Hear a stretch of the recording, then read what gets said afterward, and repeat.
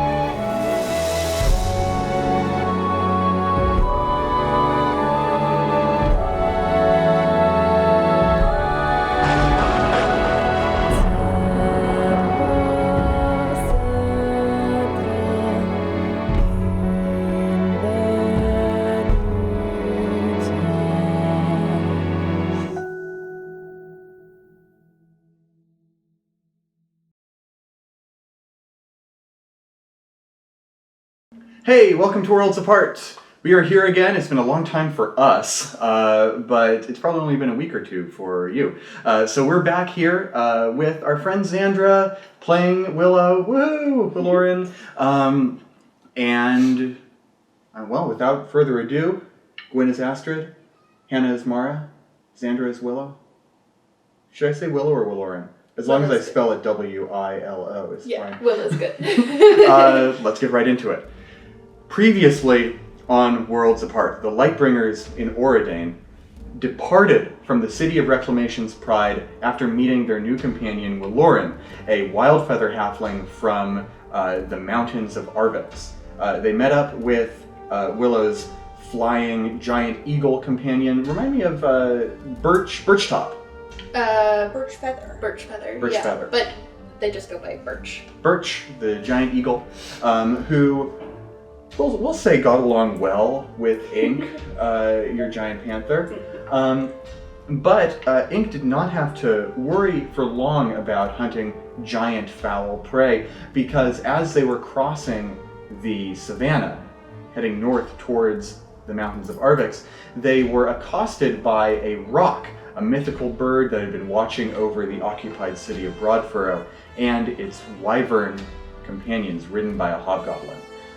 They battled with the roc, they fought tooth and nail, and just as the roc had been wounded and insulted and had decided to flee to fight another day, Willow's Earthbind spell dragged the beast to the ground, set it on the dirt, and they just piled onto it and ended this mythical monster. So they gathered up what parts from the roc they could use, its talons, its massive beak, some beautiful feathers, and so on, and strapped what they could to Raphael, their horse, or to Ink's back, who volunteered to carry, I believe it was the beak, the biggest piece of it. And thus encumbered, they began their trek north towards Arvix. You make your way over to the trees and you set up camp and rest, and you sort of rest through the hottest part of the day.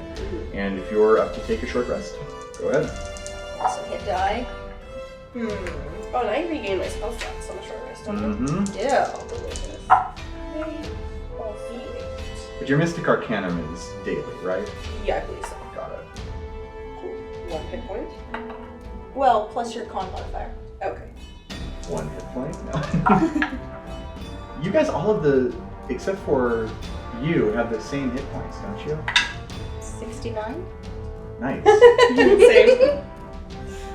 So you take your rest and you recover, and you set out as the sun is beginning to dip behind the forests of the eastern lands.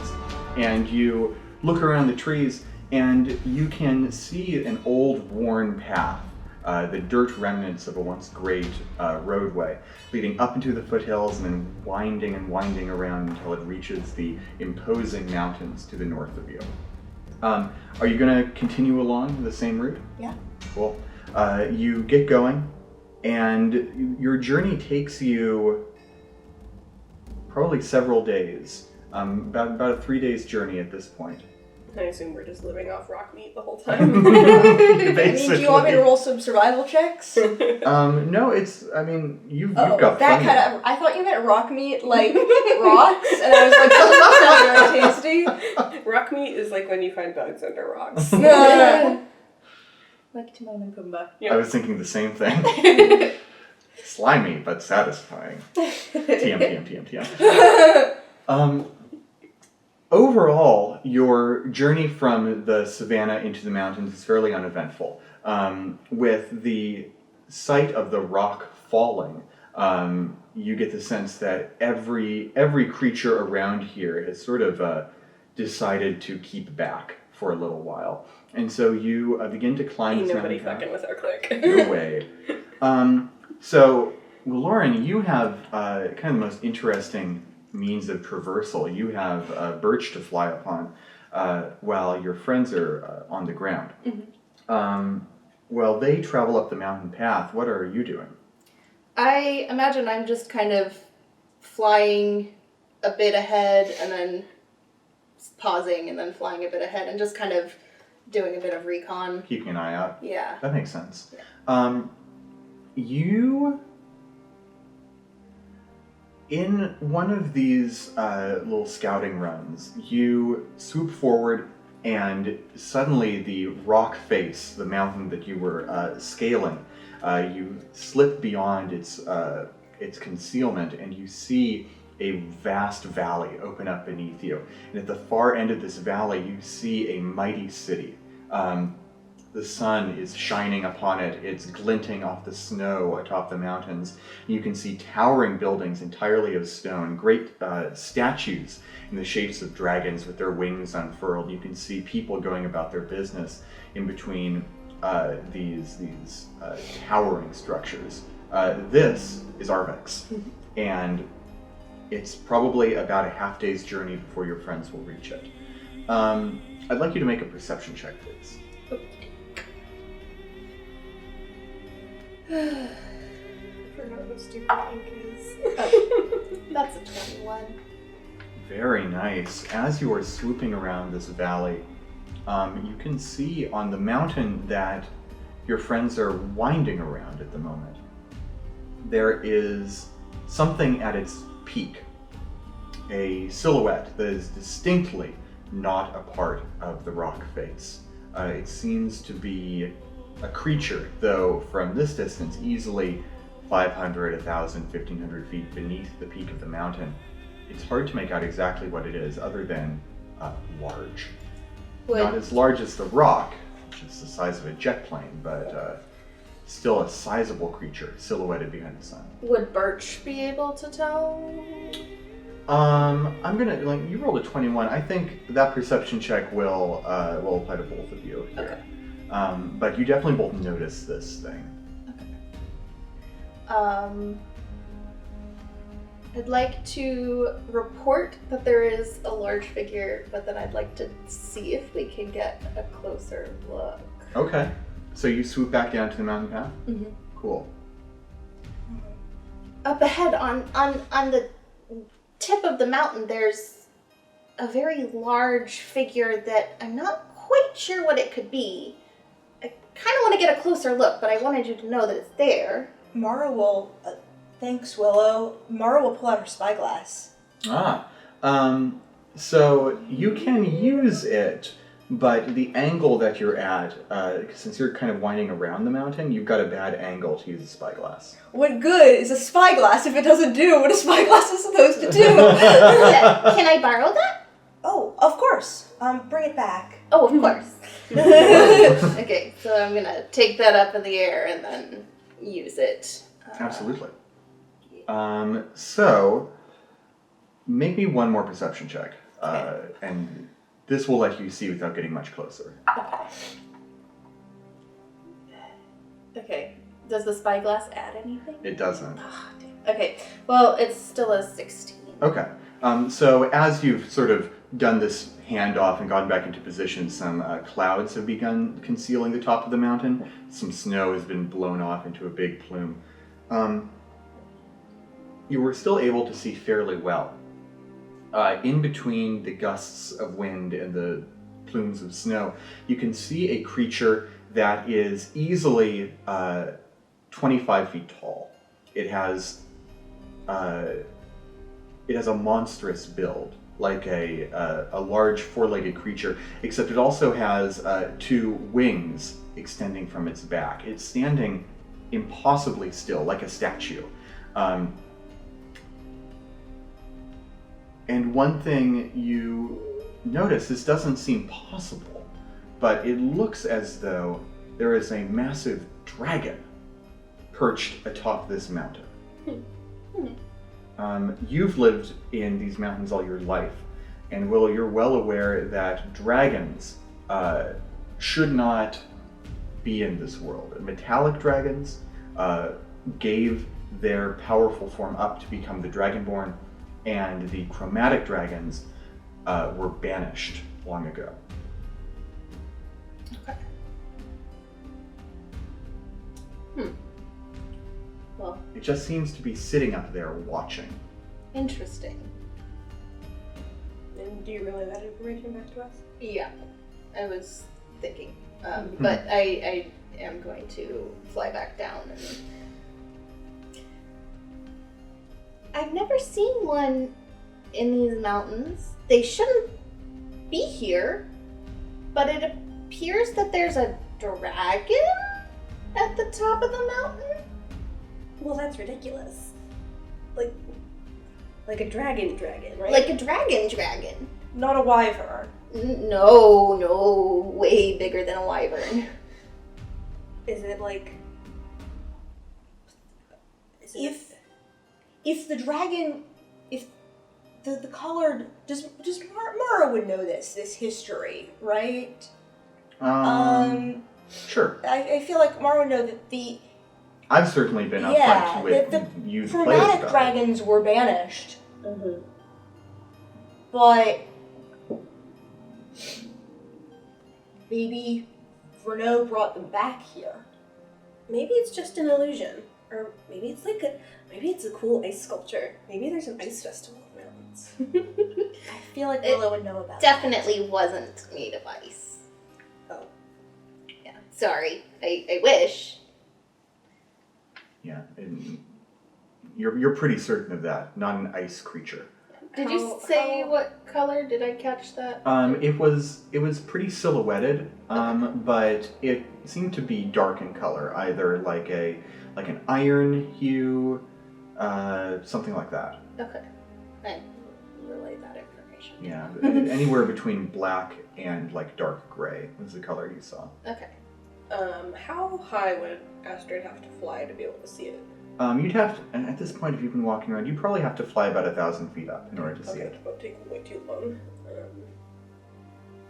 Okay. And where is it in relation to our current path towards Arvex? So you have been sort of curling your way around a mountain path. It's like not like a spiral, but like Right. switchbacks constantly. And so you are wending your way towards a cliff that then has a bridge. Willow has seen this, and they relay it to you, that leads down into a rocky valley, and then the path sort of bridges over some rivers towards the gates of Arvex. So it's just a little bit farther up, and then down, and then a straight shot. And where is the creature in relation to this? It's basically straight above you. It's on top of the mountain. You're climbing up. So we don't have to pass it, but it would see us if we... It seems to be watching over the bridge between this mountain and the valley that Arvex is situated in. I'm curious, but I think our first priority is getting to Arvex to try to communicate with Krauna and Tico and Serenod. I agree. I want to roll an intelligence check. Well, Astrid's smart. She's kind of smart. She's read a lot of books. Astrid doesn't have dumb bitch disease. I have a bonus to intelligence. That's a 7. I wanted to know if Astrid would be able to assume that it was an automaton Oh. built by Arvex to watch over it. Interesting. But a 7, I don't think, would tell me that. That's an interesting idea. You might believe that. You might not have anything to base it on, but you might believe that. Kind of an intuition, a hunch. Mm-hmm. Yeah. Willow, you've been to Arvix before, right? Many times, yeah. Is there anything we should know about the city? Is there anything they should know about the city? So Willow, you know a couple of things about Arvix. It's that, first of all, a lot of the halflings that originally lived in this mountain have kind of like a colonized grudge against them, because the dragons used to be like, oh, they were amazing defenders of the world, basically. And then they decided to take human shape for no reason, and like built a city. And that's rankled some people over the last 5 centuries. But beside that, Arvix is actually a fairly harmonious place. It's one of the cities that has a living god, supposedly, within it. Lotan Ratu is hidden away somewhere in the mountains. It's a very industrious city. It's a well-educated city. You might be a little bit put off by how militant of a city it is, though. There's a big knightly order here that people are very grateful for right now, but it's still kind of a... how should I say it? It's patriotic? It's a bit of a rigid society. It's a bit of a claustrophobic society, socially speaking, and literally, given how mountainous and craggy and vertical it all is. If you can't fly in Arvix, your calves are going to get a good workout climbing all these stairs. Mara's calves are going to get buff. Yes. I'm just gonna float. Yeah. But I would know that there isn't usually A ginormous dragon. dragon watching over. This is unusual to you. Okay, Absolutely. There's a lot of statues of dragons. So I don't know, like that might be a statue of a dragon, but you've entered Arvix before. You haven't seen that statue up there before. Okay. If that is indeed what it And is. it doesn't seem like they'd have time to craft a brand new statue during, the war. The war, like we were gone for like what, a week, 2 weeks at this point? Yeah. It was a week and a half journey from here to there, so you've gone like 3 weeks basically. Yeah, unusual. Well, in that case, I think just in case we should all stick together, because I certainly don't want to encounter a dragon by myself. And we don't want you to attract its attention. Yeah. So we should just make our way into the city. If we get through past the dragon, Or whatever it is. Yeah. Sure. But if then I know some folks at the university from my time studying medicine there. So I can talk to some people and see maybe one of them knows what's going on. Yeah, I mean, if they can see it from the city, then people must be curious too. Mm-hmm. Yeah. Okay. So you make your way up the path. You reach the cliff, and you can see this very sturdy stone bridge that sort of arcs a little bit downwards towards the valley. Excuse me. And you begin walking across the bridge. It's a very long structure. You can see that it has these big stone support beams that go way down into a chasm beneath it, stabilizing this whole structure. And so are you on Birch right Yes. now? Cool. So you're sort of flying above them. Yeah, but we're staying fairly low, but like I still don't want to walk. Sounds good. You'd have to kind of run too, keep up with the horses. And Willow doesn't run. They would dislocate like 7 joints if they were running. Oh, sympathy pain right there. Oh. Crunch. Hey, Mara and Astrid, would you two make perception checks for me? I'm gonna roll the world's tiniest d20. 23. Okay. 11. Okay. Astrid, you're marveling. There's like fog drifting through the valley. There are sweet smells on the air. It's cold, probably colder than you've ever really experienced. It's super fascinating to you, and you're just taking it all in. Mara, you are on guard a little bit more. And so you sort of glance up at the mountain peak, and you can see Well, you don't have your spyglass in hand right now. I But, took it back from Oh. below, I think. So, Tico gave that spyglass to me. It's important. yeah, you're sort of making cautious glances around. You can see what basically would otherwise be an unremarkable mountain peak, but now that you know there's something up there, you can see that tiny black dot on its top. And you glance down. Gesundheit. Thank you. And you glance down into the chasm below, and you can actually see movement down there. There are 3 single file lines, or a triple file line. There is a row of creatures in militant formation marching up through what looks like a path deep in this ravine. Do you do anything about this? Or Are you they continue? dragonborn? Can I tell from this distance? Perception. I What was your just made a roll? perception check. 23. You would not be able to tell without your spyglass. Oh, well, I'll take it out and take a look. Okay, so you stop and you lean down and you look over. One moment. And they are armored very well, actually. Give me an insight check.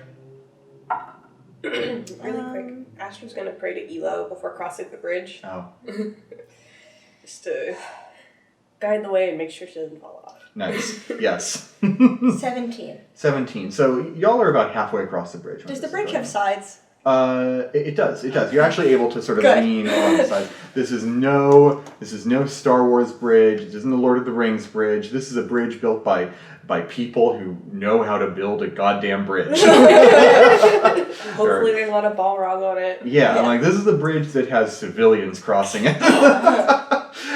You look down and you see it's 3 people abreast and like 10 ranks. So about 30 creatures marching. They're all dressed in pretty nice armor. They have colorful cloaks and tabards. And while you can't really see any crests, they're kind of marching under the bridge as you're looking. The angle's not great. Their helmets have a design that is, you would describe it on first glance as bestial, but as you look closer and you sort of look towards the back of the ranks, it seems to be the head of a dragon. These are the creatures that are marching underneath the bridge. So does my insight check... Well, I'm going to ask Willow. Willow, are these... I see a line of soldiers under the bridge. Are these paladins of Lotan Ratu? So Willow, you don't really know much about the military movements. Like one thing is that there are secret passages all over these mountains. They used to be inhabited by dwarves, and your people carved out passages in the mountains as well within the Eyrie. But there is, if there are armored people moving around in here, there's a pretty good chance that they're paladins, but Mara hasn't given you a ton of information. They have some sort of dragon symbol? They're definitely paladins of Lotan. Okay. I just wanted to be sure in case Osrino's forces. Yeah, if they're colorful, if they've got dragon helmets on, then they are either the good guys or they're people dressed as the good guys. Are they marching away from the city? Towards or the city. Towards the city. Okay. Maybe they're just doing rounds. Maybe they're just cadets Patrol. in their training. Or a patrol. Yeah, that could be it. So you are all stopped in the middle of the bridge, sort of peering down below. Oh no. And Mara, you get a little tingle. The hairs on the back of your neck stand up. Your danger sense sort of makes your muscles. Yeah, exactly. No, it's your called muscles danger tense. sense. Yeah. And you look up towards the mountain, and that shape has leapt from the peak. It is descending and growing larger and larger and larger towards you. Willow, are you doing anything as it grows in size?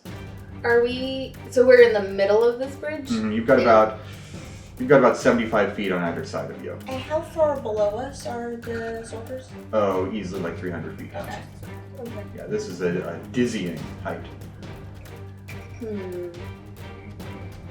And nobody else could fit on the dragon, right? Or on, not the dragon, on my eagle. It's a large size eagle. It would be tough. You could get one of them on it. Okay. Yeah, because you're pretty small. Okay. All things considered. Yeah.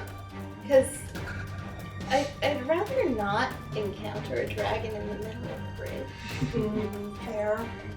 And we should probably get further from the Yeah, city. let's get some cover, get off the bridge. Yeah. Okay. I'm gonna spur the Mage horse. armor and like Aegis reins around. You go Sailor Moon. You do Yeah. your little transformation, swing. But it's like the something's happening cut, so they don't do the full transformation. They just like have the song play and then ta-da. It's like a faint glittering silhouette. Exactly.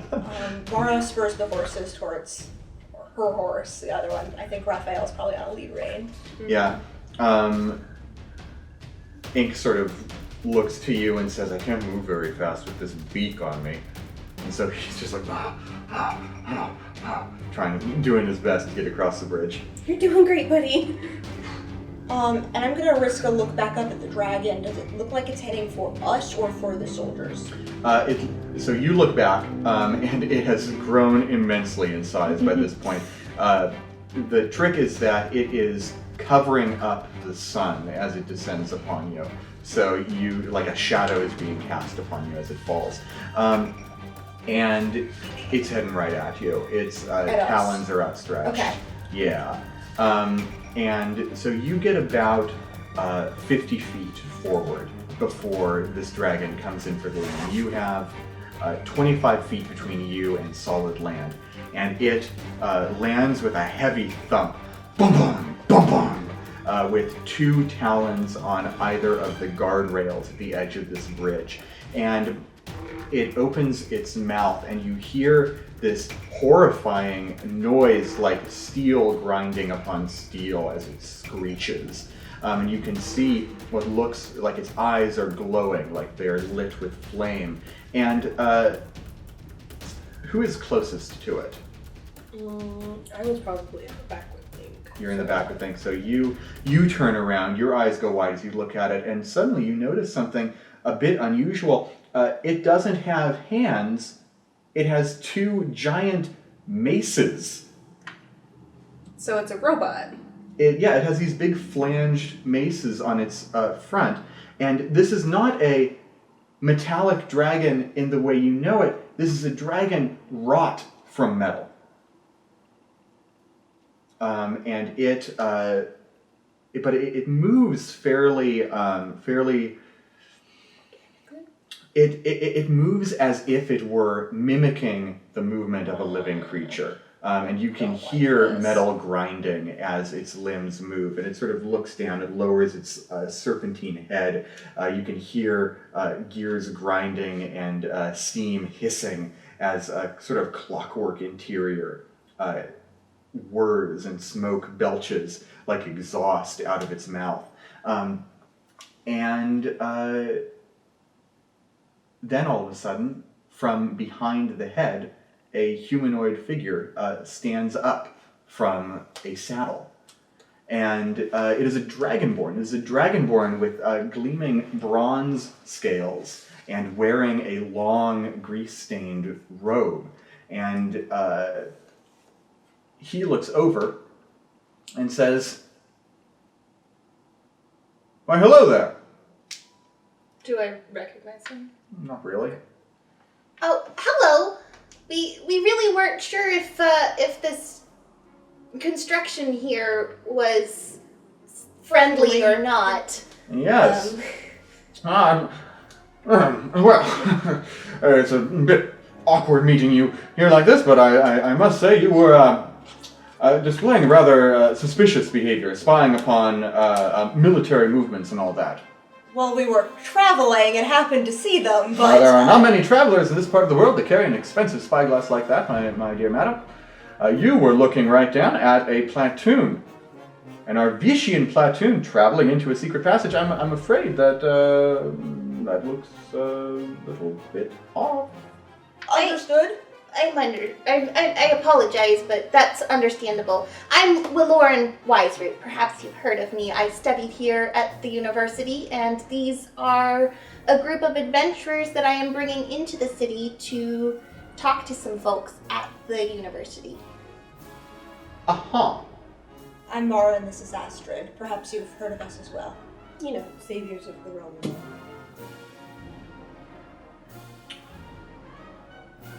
We're acquainted with General Silverscale.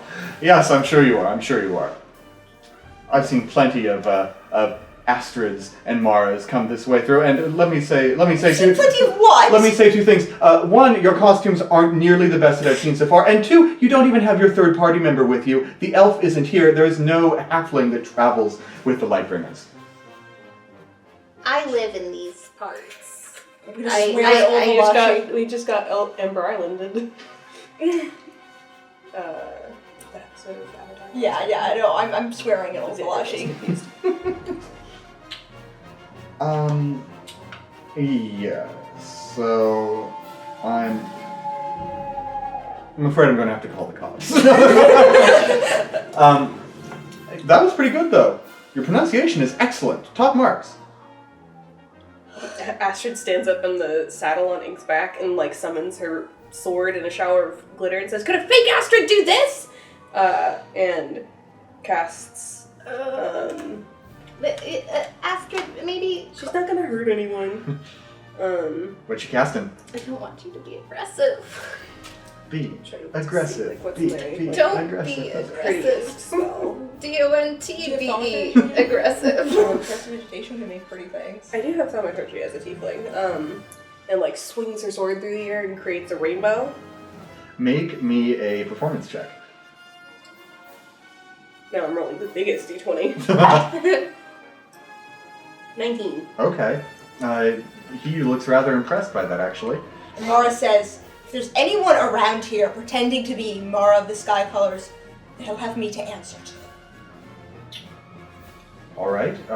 Make me an intimidation check. I'm using inspiration. There. Ha, that's better. 17. Okay. What's Willa doing here? Want to throw me a sponge too while you're at it? Shush. Willow's just kind of frozen because why would you be drawing weapons in front of guards and we're trying to be peaceful and make it into this city. In that case, he is going to stroke the beard of tendril-like soft scales that have sort of clustered around his chin. And he scrutinizes you. He first squints his eyes, and then he pulls back, and he sort of puts his hand on the dragon's neck, and it lowers, just sort of pushes it. And he steps forward, walks down along it. The dragon's neck is serving as like a staircase that leads up towards where you are on Birch, and he takes out a pair of spectacles and peers at you from a pretty close distance, like 10 feet away, looks at you and says, "Hey, you know, perhaps I do recognize you. Who is your advisor at the university?" I want to make someone up. Yes. Can you make some? Yeah. I can't think of Archibald Blackthorn. Perfect. Okay. Archibald Blackthorn, half elf. Druid also. Yeah. Archibald Blackthorn, half elf druid. Perfect. It's canon. All right. I'm joining says this. so. DM says canon. Do I have any like scrolls of credentials or anything? Do you keep your diploma on you? Did you graduate? Did you keep your diploma?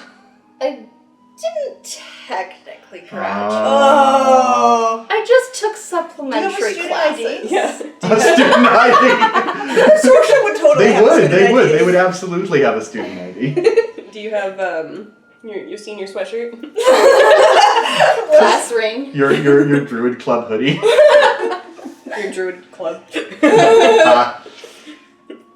What's one Camp hoodie. What's one item that you might have from your days at the United Consortium? I might have like a textbook or like maybe a library pass. Yes. I would keep a library pass on me. Perfect. You produce that, and he looks at it and says, "Huh. Seems legit. I'm a bit insulted you didn't recognize me, actually." And he turns around and walks down the... Well, we're a bit insulted you didn't recognize us! I'm a little insulted you sicked a giant robot dragon on us and then called us fakers. Please. You must understand. His Excellency, the High Priest of Lotenratu, has been simply inundated with so-called Lightbringers of late. Perhaps we'll be able to put a stop to that. Well, I should certainly hope so. Assuming, of course, you are the real thing. Allow me to introduce myself. I am Magister Avos Brazengaze. I am a professor at the United Consortium here in Arvix. Magister Avos, it's a pleasure. I apologize for any earlier outburst. I'm sure you understand we're rather upset at the idea of somebody impersonating us. Well.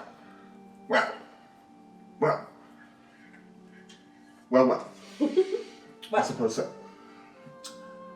I hope you will forgive me my latest creation. He scratches this clockwork dragon on its head. I have been giving this good boy a test run over the last couple of weeks. It's a new invention of mine that's been contracted by the Knights. Certainly a stunning creation. Yes, he still has a few problems to work out, but soon it will be like a return to ancient grandeur. Strike fear into the monstrous armies. Absolutely. Once again, dragons will purge the monsters from the very face of this great nation. Does it have a name? Yes. Fuzzy. Aww. Insight check. But it's made of metal. 13. And your point is? 13, is that its name? He says it with utter conviction.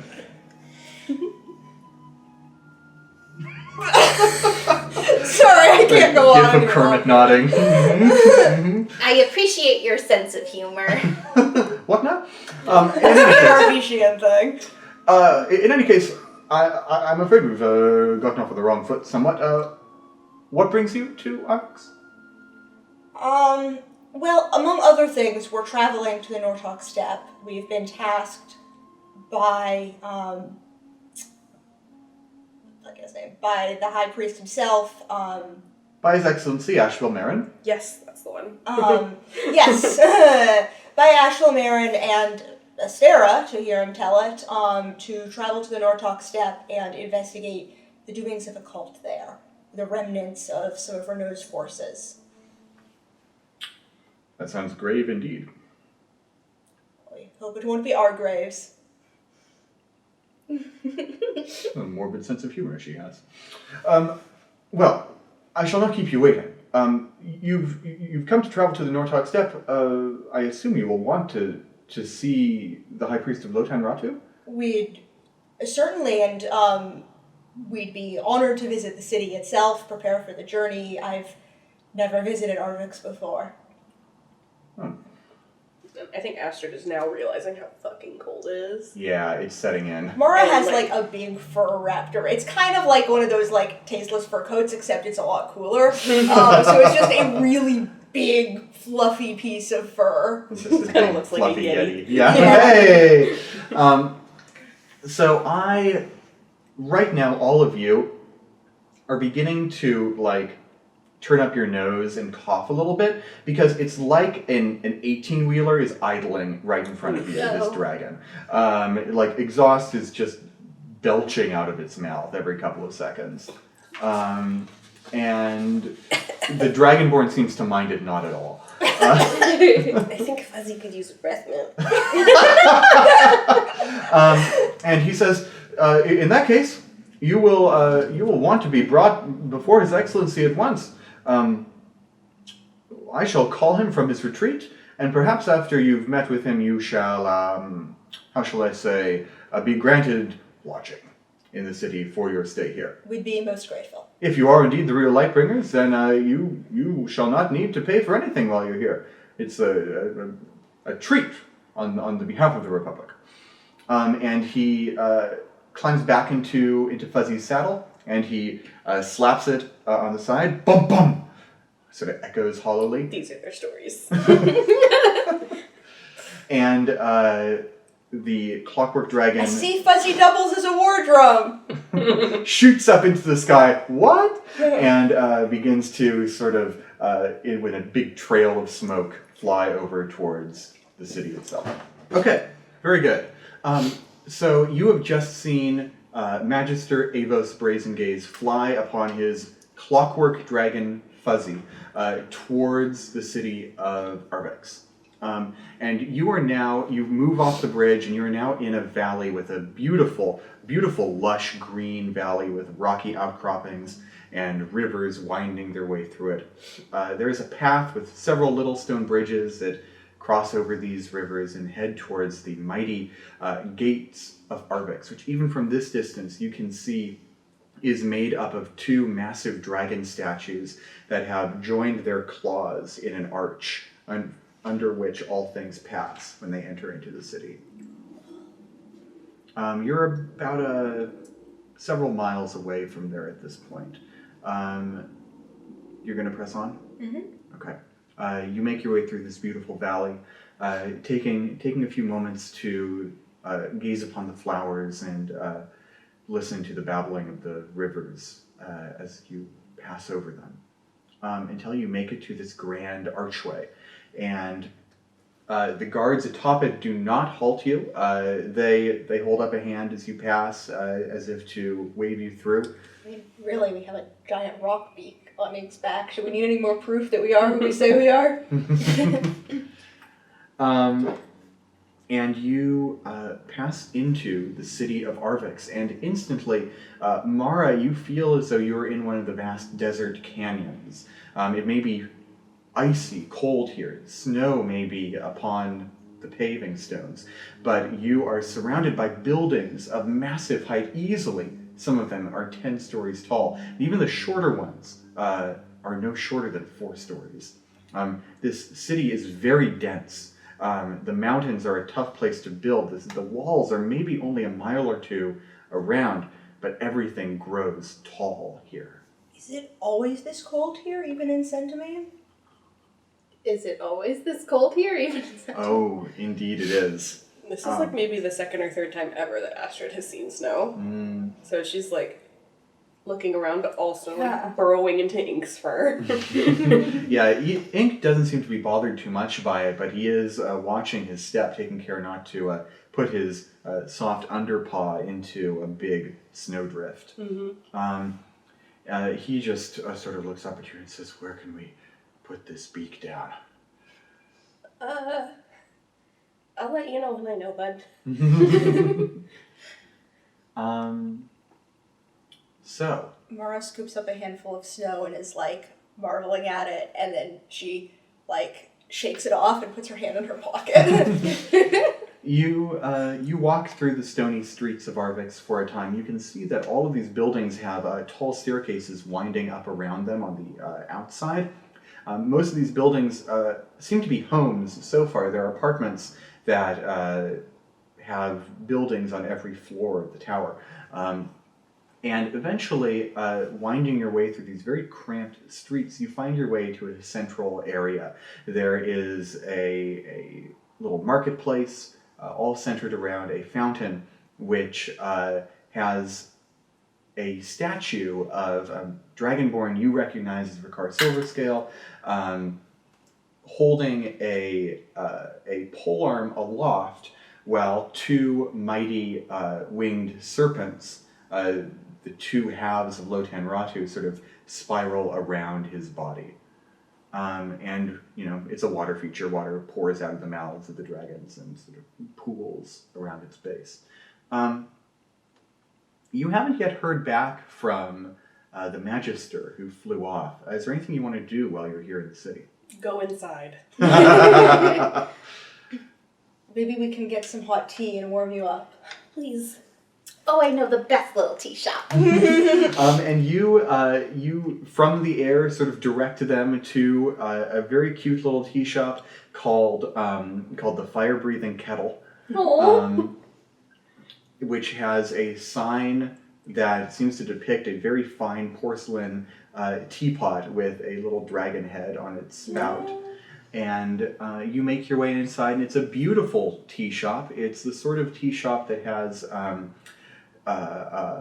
cushions and short tables rather than seats. Is there a place that we leave the giant animals and horses outside, or? Inkja says, "Don't worry about me. I'll just freeze." We'll get you some booties and a scarf. Birch has a little nest in the spires of the university. Yeah. So you let Birch go about their business, and you can see your bird fly off towards a distant set of spires, different from the tall, like apartment buildings that you're nearby, but beautiful, literally ivory towers, basically, kind of pressed up against the mountain itself. Much like, the cinematic Minas Tirith, this city is built entirely into the side of the mountain. So you sit down in this little tea shop, and you're given very attentive service by a sweet halfling woman, and you enjoy a nice cup of tea and warm up. I would be friends with the owner of the establishment, and probably half the patrons coming in, just facing, "Oh, hi, good to see you. Good to see you again." Do you know everyone here? Only here in the tea shop. It's a big city. There are lots of people, and I know a lot of the people who work in the libraries, and I know a lot of people who have studied medicine or teach medicine, and then I know everybody who makes and sells tea. There are actually a lot of students in this tea shop. It seems to be a pretty popular place for students of the consortium to come down to. Halfling, Dragonborn, even some humans and half-elves are here. You see one very studious-looking, hipster dwarf that's hanging out here. He's got the flannel, he's got the beard. Oh yeah. And he's here drinking his kombucha. Probably hot kombucha. Yeah. What a nerd. It's like kombucha tea. It's like mushroom tea. Ooh. Yeah. Anyway, so. When you say hot mushroom tea, that becomes way less appetizing. Oh, doesn't it though? Also totally different from kombucha. Wow, you're right. It's fermented mushroom tea, Oh. drank hot. We have to throw this whole Probably episode out. So Yeah, so it's turned into a hot fermented mushroom tea. We're done. So you rest and recover here at this tea shop for a while. Is there anything you'd like to do, or do you like to wait for someone to come find you? I'll ask for directions. The guy in Reclamation's Pride told us that we would get some good cold weather clothes here. Yeah. So, Astrid's gonna get on that. Sounds good. You go shopping. Is the She person goes you're shopping meeting everywhere. with who we would talk to about the wyverns and the rock that we encountered? I assume that the Oracle, the High Priest, would be a good person. Sorry, are they oracles? The ones who... It's Ashlamaren who's the High Priest, but then all the others are oracles of their respective gods? So that's a good question. You are only an oracle if you can speak directly with one of the gods. But Ricard Silverscale is. He is, yeah. So he is the oracle. He is also, he doesn't really hold the title of High Priest. That's kind of colloquial.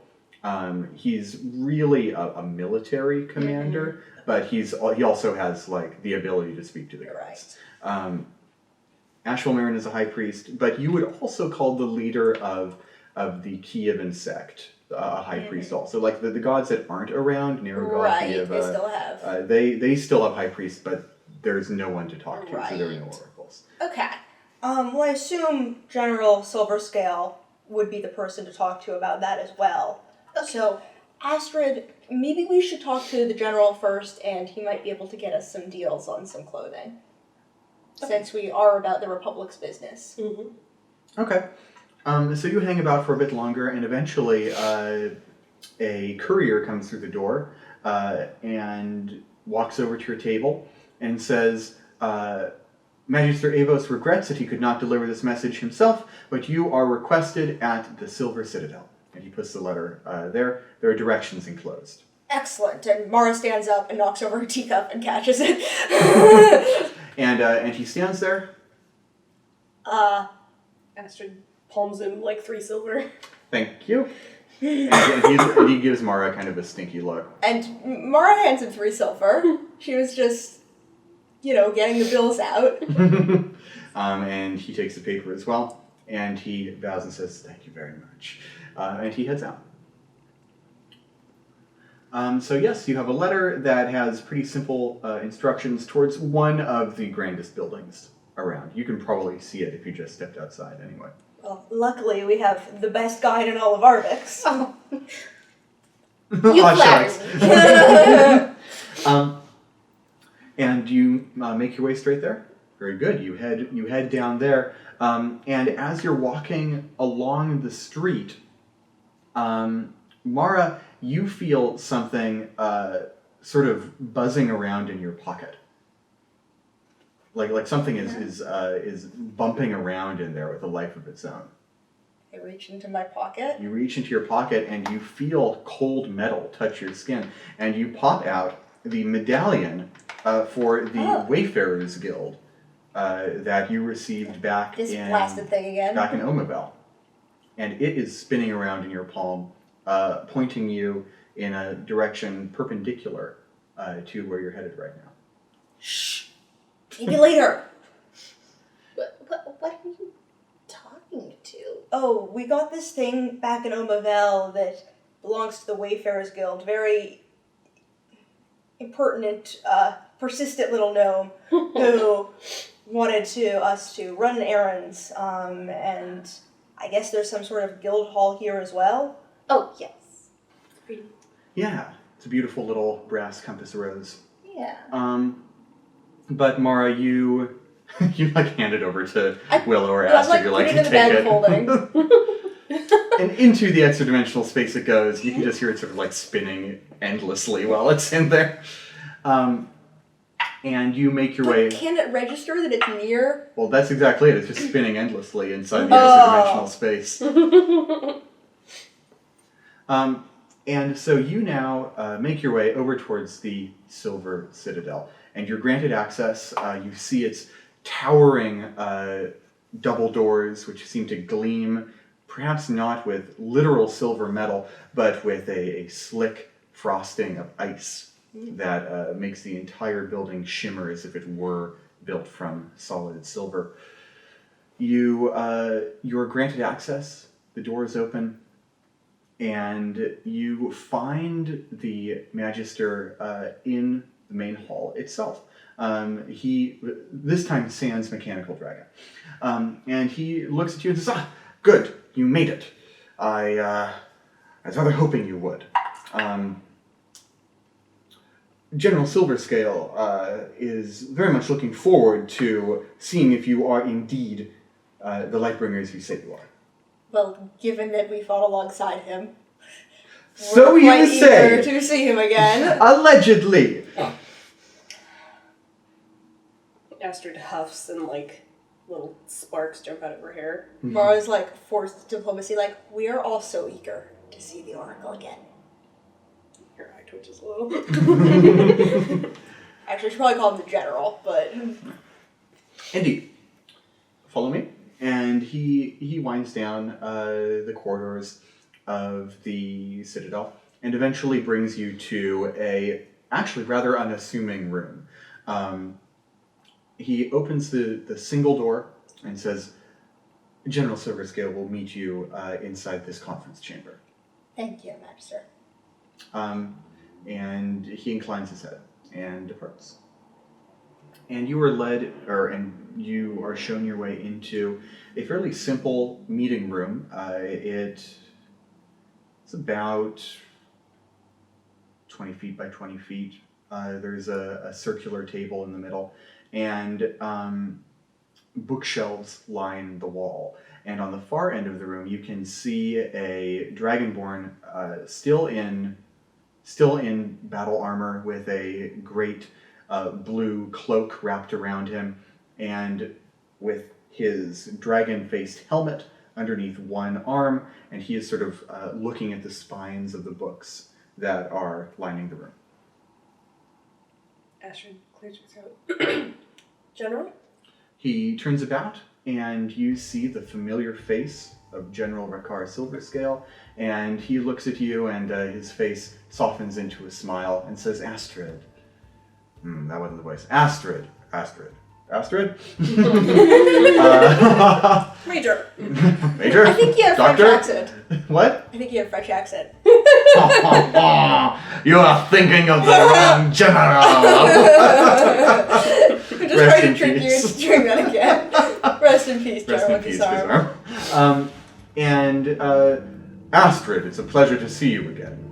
Astrid curtsies. And Mara. Yourself, General Silverscale, good to see you looking well. And your companion, a halfling of the Eyrie, I suppose. Yes, Willorin Wiseroot. She's been an excellent guide to us through the mountains. They pronouns, right? They. Oh, yeah. Well, Beg your pardon, Will. then I take it your companion ZEPHYR is not with you. He departed to the south towards Black Vault. He said he had some business of Kievas to take care of. He was being called, so we hope he is well. Yes, I hope your elven friend is well also. Well, you must be here in Arvix on business. The last time I saw you, you were headed to Omavel. You were speaking with His Excellency. His Excellency tasked us with a mission to the Nortok Steppe to investigate a cult called the Godsworn. Yes, Remnants of Renault's army. we are aware of these Godsworn. We have made our own incursions into the Nortok Steppe over the past several months. We have faced their tyranny head on, as it were. It is the only reason why I am here and not still at Hollow Mountain, defending your fallen companions. Some of my forces remain there, but we are spread thin. He takes a book from the shelf and walks over towards the table and sits. Are there yet attacks upon Hollow Mountain? Reports suggest that all is quiet in Hollow Mountain. It's almost as suspicious as the other way around. Well, if you were to climb to the top of the Citadel, you would have a perfect view of that vile peak. We are able to keep an eye on it even from afar. Where do you think we should attempt to meet with our friends? Pardon me? Astrid, you explain the magic stuff. Kind of a long story. On our way here, we stopped in Reclamation's Pride and we spoke with a tiefling called Premonition, whose magic allowed us to contact the rest of Lightbringers. They're alive, but they're in The world of the monsters. the world the monsters came from, the world that Reno rules. And apparently rules, not ruled. He's a lich. This is grave indeed. We have we could send a missive to Omavel with some of this information as well, that might be wise. Yes, I shall arrange a meeting with the courier at once after we're finished speaking. Lightbringers, I'm afraid that security is of the utmost importance. I need to know that you are indeed who you say you are. My eyes tell me that you are. My ears tell me that you are. But I need more tangible proof. There are monsters that can take the shape of people. Astrid reaches into the bag of holding and pulls out the spine half of Reno's staff. Yes, that... To be fair, someone could have stolen our stuff. Is there something in particular you were looking for? Did His Excellency give you anything? The amulets. Astrid reaches into her dress and pulls it out. May I look at it? And he walks forward, and the little glowing light is still present in there, and he holds the hexagonal amulet aloft. He watches the diamonds in the shape of the constellations glint in the light. Yes, I would say that settles it. I believe your claim.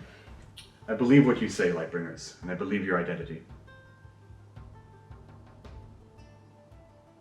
You say then that there is another world that your friends are in, that this place that Renaud has incurred from is the land from where the monsters originated? Or we possibly the land to which they were banished. Yes. But it's certainly where they're coming from now. Yeah. As we understand it, in the first war of monsters, Elo, Kieva, and Nergal, as we know it, sacrificed their lives in order to seal away the monsters. But the reality of it is they went to this other place and locked themselves in with the monsters. Whether intentionally or otherwise. We don't know if they meant to. But in this other world, apparently, those three gods existed, but they're dead now somehow. It wasn't very clear. But our friends in this other world they're going to a place that appears to be analogous to Arvix. It's where Arvix would be in our world. And so if there's any part of Arvix that is particularly charged with magical or spiritual energy, that might be the strongest place. It is auspicious that you chose to come to Arvix. This place has a special connection with the sacrifice that the gods made, with this other world. Because even though my god, Lotan Ratu, was not one of the three gods who chose to become the jailers, Lotan Ratu separated evil from himself, a monstrous portion. There is the god Lotan, of the metallic dragons, the defender of justice, whom we swear fealty to. And there is Ratu, the red drake, the one who betrayed us 500 years ago, whose dragons... I'm sorry, I remember that day all too well. You remember that day? Indeed. There was a time when I took a different form than this, when I had a wingspan that stretched from one end of the sky to the other, when I was Silverscale, who slept upon mountains and looked down upon the land. Astrid's jaw hits the floor.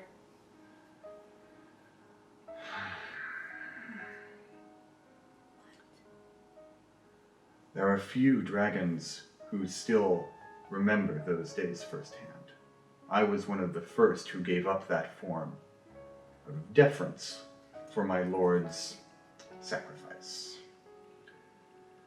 The dragon Ratu is imprisoned.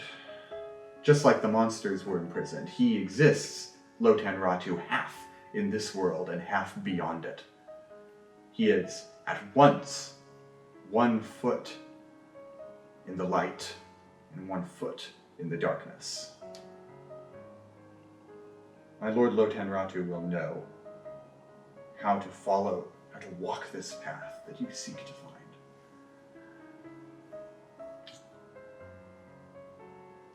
You will need all of your strength tomorrow. Rest well. I will provide you with lodgings. We will need staples as well, some large ones. And any accommodations you desire. If you're going to be journeying to the Nortok, you will require something to keep the cold away. Please. I can provide something along those lines, but... I'm from the beach. I'm not used to this. California Bill. Surf guitar plays in the background. Very good. Anything you require shall be brought to you. And he writes down some information on a piece of paper and hands it to you. This will get you towards your lodgings, and it will it will pay for your accommodations and all that. And he says, tomorrow, when you are prepared, meet me here. Or meet me at the gates of the Citadel. I shall take you to where you need to go. Many thanks, General. Anything in particular we should be prepared for? Yes. You should be prepared to speak with the god. And he gestures broadly with his arm, and the door behind you opens. I will need time to prepare. Are we supposed to prepare to speak with a god when nobody is allowed to speak with gods, right? I don't know. It's probably a lot like speaking to the angels, so it shouldn't be too hard. Well, for you, maybe. And just like whispering to Astrid as we're walking out. Right. Well, Willow, we should find a place to follow these directions and get Ink and the horses somewhere warm. But would you, you've been so helpful, would you know where we might find some cold weather clothing? I didn't think anywhere was colder than the desert at night, but... Yeah, back in the market area, there are definitely some good stores there. Would I have a recommendation of them? I think I'm fine to sort of skim over this. Okay. You'll easily find cold weather clothing. Is there anything in particular like y'all are looking for? Actually wanted to see about selling some of the rock items. Sure. I'm sure Ink would be happy to be rid of them. Yeah, yeah. Maybe to the order even. Mm-hmm. Sure. Like you're going to look for an Order of the Dragon God quartermaster? Yeah. Cool. Should we have told the general about the rock while we were there? Maybe we can tell him tomorrow. Okay. I don't think it's terribly urgent, although they should know that Broadfurrow may be less occupied. Mm-hmm. Okay. Maybe we can tell the Magister. Okay. Is the Magister still around? No, you can't seem to find him. I just want to find somebody. Who's around? You! Hi, me. You get the sense that people are busy around here and that maybe you can find time tomorrow. Okay. So you go shopping, you sell off some rock parts. Yeah. Is there and- anything you wanted to keep or that you wanted to keep or have made into? So I have. I know I wanted a couple feathers. Yeah. Yeah. I'll keep some feathers. I was thinking it'd be cool to have one of the talons forged into a sword, but I have no You're strength. talking about a rock talon greatsword last game. Yeah. I would not be able to wield that, but it would be sick as hell. It would be. Maybe one of the paladins could. That's true. I would like to keep the poison gland Yeah. and a small bit of wyvern hide just to Yeah. reinforce my own armor. Cool. So if you want to have that wyvern hide fashioned into armor for you, you can take it to a tanner, to a leather worker, and they'll be able to do it. Okay. Cool. So basically, you commission some wyvern hide leather armor. Do you bring in the talent to make a greatsword out of it? Sure, and I'll gift it to the general. Okay. Aww. Did you take like the whole ass foot, or do you just have one? We big took talon 6 that you- talons. Okay, That's the number Yeah. we got. got it. We basically just popped its toes off. Cool. So you get one of those. You bring one of those. I can't believe we have to cancel the episode twice.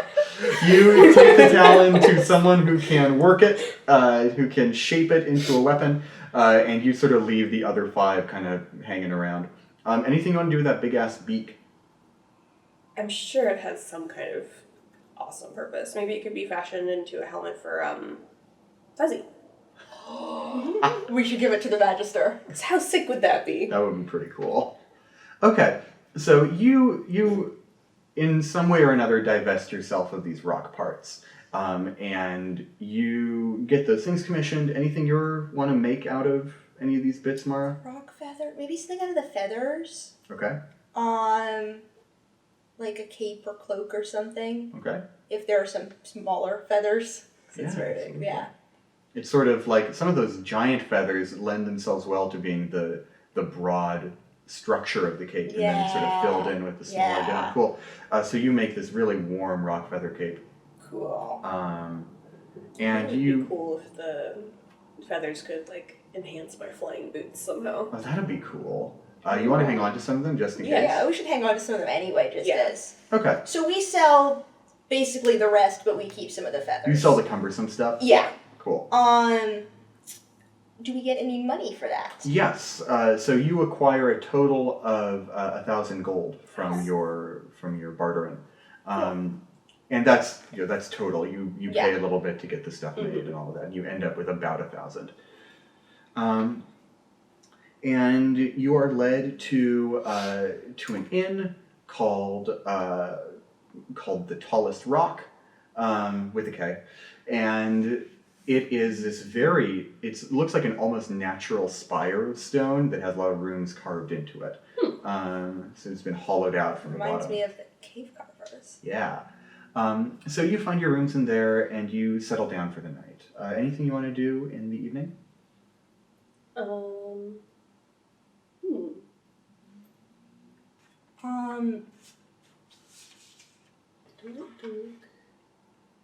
Mara, brushes down the horses and kind of offers to groom Ink, but I imagine she's sort of forgetting that he's a cat. He like growls deep in his throat.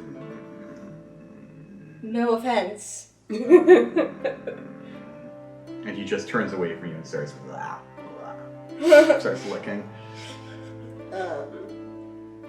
I've decided that Astrid knows how to knit. Oh, cool. And she's going to begin knitting a really huge scarf for Ink. Aww.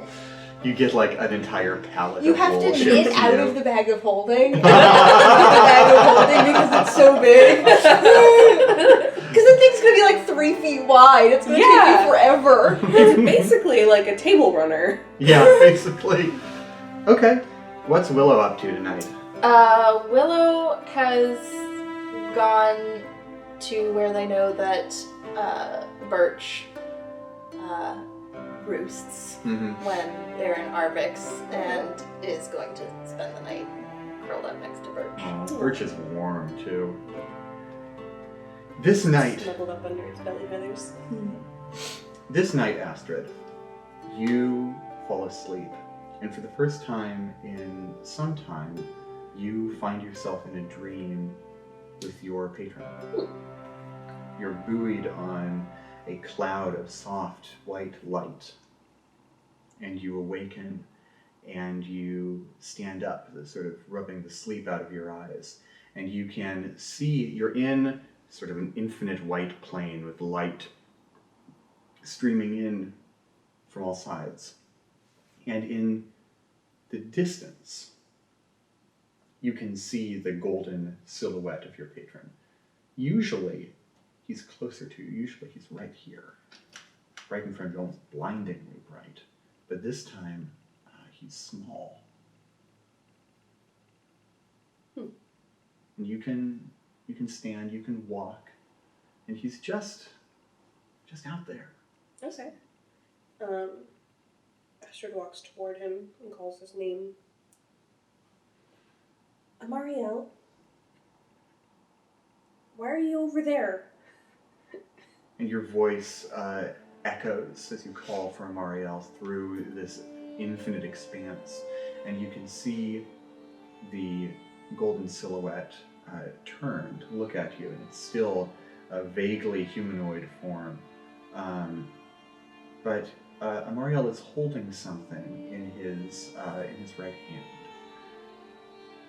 And he turns to you and begins to walk towards you.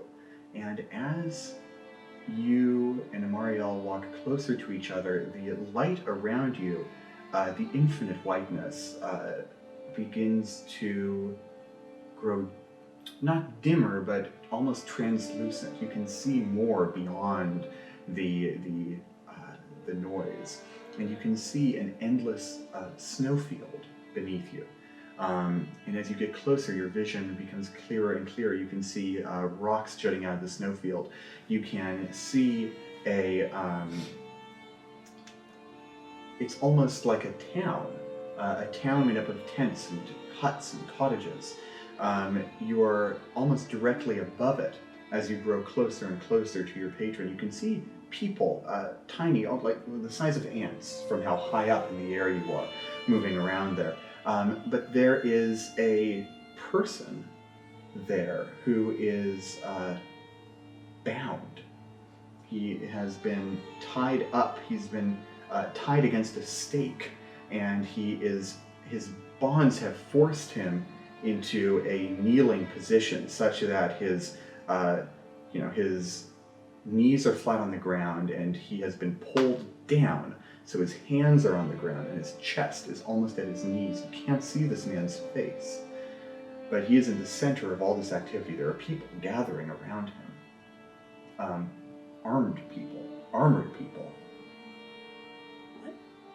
The God Swarm. What's going on down there? What are they going to do to him? And Amariel has reached you now. He is as bright and blinding and as close as he usually is. And as you enter this blinding radiance, the sight that you see beneath you is washed away back into that gleaming whiteness. And the item that Amariel has in his hand is a sword, and it's burning. And as you look closer, he's injured. He's wounded. Amariel has glowing white cuts on his golden humanoid form. And as you draw closer and closer to him, he holds up one hand to command you to halt. And do you halt? She does, but she reaches out and tries to place a hand on like a wound on his arm. He recoils. He takes a step back, and he says something, and his voice rings like 1,000 bells in your ear, indistinct, incomprehensible. And he holds up the sword now in front of him, again warding you away as he takes another step back. Amaria, it's me, it's Astrid. And again that voice rings out, too much to bear, and he takes a third step back. Come on, you know I won't understand what that means until I wake up. Are you going to approach him again? She's going to stay where she is, but she's going to try and use her healing light. Okay. Go for it. How much of your healing light are you going to expend on him? This will cut into your next day. I'm going to use 2. 11. The light that Amariel has granted you is channeled through your body in a circuit and returns to him. You can see those cuts begin to smooth over and heal up, and his head turns down. He looks at his arm, and he looks at you, and his shoulders rise and fall in a great sigh. And he takes a fourth and final step back, and he holds out his sword from here to here, at you. And he says one final word that rings out, and the dream fades away. And you awaken in the morning with sun streaming in through your window onto your face, sweat pouring down your face. And the words that Amariel said to you are this: "You shall not travel to meet me, for if you do, Elo will die." How'd Mara sleep? Mara slept pretty well. It was like the first night in a real bed in a while, so that was nice. But it was a little bit cold even in the inn, and while she's used to the cold nights of the desert, it's a little lonely in the room of the inn without any family or comrades beside her. Yeah. Does this inn have a roof? It does. Okay. Astrid climbs to the roof. Mm-hmm. It's basically this little observation deck, a ring of wood about 20 feet in diameter that is scaffolded around the very top of this like giant stalagmite. Okay. And she looks up at the sky at The rising sun? no. Oh. At Amariel. At her star. Yeah. And she just starts yelling at it. Mara peeks her head out the window. Astrid? Is that you? And she's just like shouting and swearing in Celestial. Which sounds beautiful if you don't know what she's saying. It's like the chiming of Honey, small bells. do you want to have breakfast? She stamps her foot and says, "Yeah." Does Willow meet them for breakfast? Yes. You all gather in the large ground floor of this inn, and you have a little hotel breakfast that's all on the house. And how are y'all feeling? Astrid is worried and terrified. What's the food like at Arvix? A lot of eggs. A lot of eggs. A lot of poultry. Who laid the eggs? Chickens. Okay, good.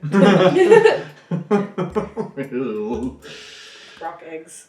That would be They'd be a big, Give me the size of rock like a egg VW omelet. bug. That's a 1-egg omelet right there. That's like the best 12-egg omelets, Yeah, but in only one. Yep. Each egg would be the size of like a VW bug. Yeah. Jesus.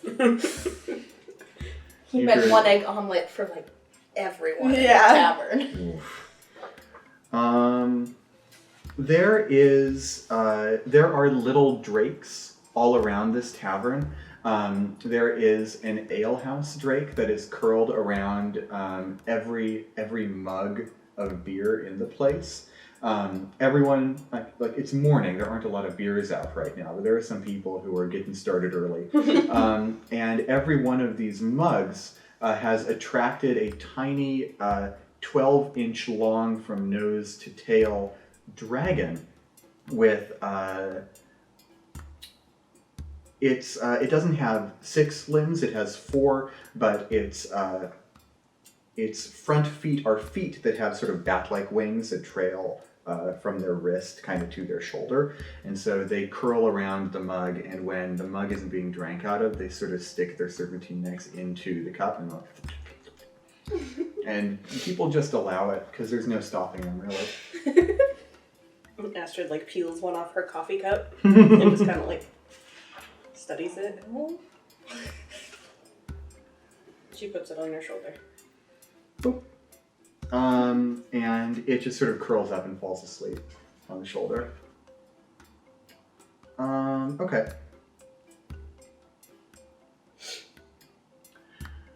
You spent some time getting ready. Is there anything in particular that you want to have before you visit the Silver Citadel?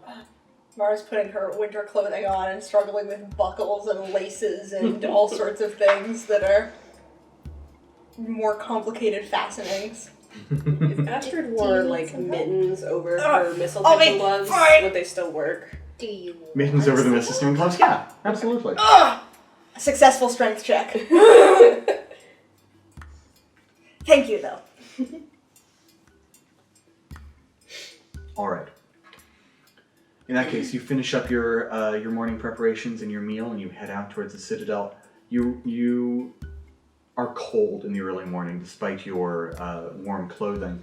Arvesian mornings are windy. The wind whistles in between the buildings, creating this haunting noise that makes it feel like there are ghosts prowling the early morning streets, especially as little plumes of snow are kicked up by the wind. But you travel these haunted alleyways until you reach the Citadel itself, and there, out in front of its doors, stands Silverscale, not in armor this time, but in a warm jacket, big sort of medieval greatcoat, essentially, with big fur linings. And he greets you by inclining his head. You're ready, then. There's nothing else you need. We're ready. General, I have a gift for you. Gift? She reaches into the bag of holding and, like, heaves out this rock talon greatsword. And he... This was forged from the talon of a rock, the great bird that guarded Broadfurrow. Only now it doesn't guard Broadfurrow any longer. I was about to ask, how did you acquire such a mighty talon? I cut it off. The bird. Its corpse? Mm-hmm. Willow here brought it down. Oh, with lots of help. But you caught it before it got away. You are a credit to your team, Willow. The Lightbringers are lucky to have you if you help them bring down a rock. It was really incredible. I shall have to remember that when this day is done. I may be the Oracle, but I'm also the commander of the Order of the Dragon God. We meant to tell you yesterday, we got a little distracted. The rock is dead. Do you know anything else about the situation in Broadfurrow? Unfortunately, no. A few wyverns and wyvern riders were with the rock, and those were killed as well, so any information that they have about us should not have gotten back to Broadfurrow. That's good. That's good. We don't know why it came looking for us either. There weren't any orders or anything written on them. The Order of the Dragon God has some spies in the city, down with the local resistance. I shall see what information they can return to me. But that's beside the point. We have a much graver matter to attend to today. Come with me. And he leads you into the Citadel, and through a different passage this time, until you reach a seemingly nondescript wall, which he puts a fair bit of weight against, and then it turns on a hinge and reveals a hidden passage behind. And he says, you three are going to be the first people outside of Lotan Ratu's anointed faithful to enter his chambers for a very long time. It is an unfathomable honor. It certainly is, but keep your wits about you. And he leads you deeper into the passage, and it grows dark and cold and wet and slick. And you keep your steps as short and tight and stable as you can until you wind through this passage and open into a vast underground cavern. It is a beautiful natural wonder filled with sparkling geodes and waterfalls that spill out from unseen rivers, and surrounded by a lake of pristine, chill water, hundreds of feet beneath the city. There is an altar, and a grand statue is behind this altar. It is a statue of one great stone dragon that sort of curls around. And this is a statue made of black glass. And entwined with this black glass statue is a dragon the size of which you can hardly comprehend. It seems to take up a quarter of the cavern just on its own, but its scales are so fine and so numerous that it almost seems to be made out of a single solid, molten mass of gold. And it rests with its tail curled around the body of this black statue, and it sits with its head upon its hands. And Silverscale steps forward and he says, "My lord Lotan Ratu, I bring forth before you two who have been anointed Lightbringers by His Excellency Ashval Marin, and one who has earned their place alongside them. I come to you in their hour of greatest need.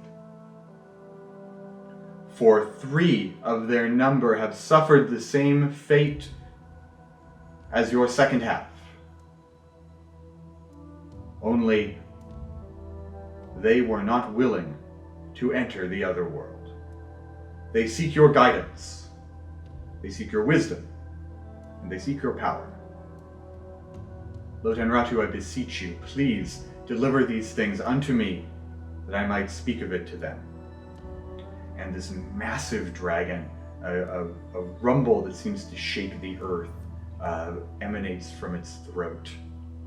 And it opens one of its eyes just a little bit, and you feel your blood run cold as this orb of gold, almost entirely still lidded, seems to cast a spotlight upon you. You feel you are transfixed in its light. Astrid, you a little bit less than the others. This is not quite as remarkable to you, but even so. And a voice fills your minds, and it rumbles forth to you, and it says, "Step forward." You step forward, and the voice speaks out again, and it says, "Oracle, turn to them," and he follows obediently.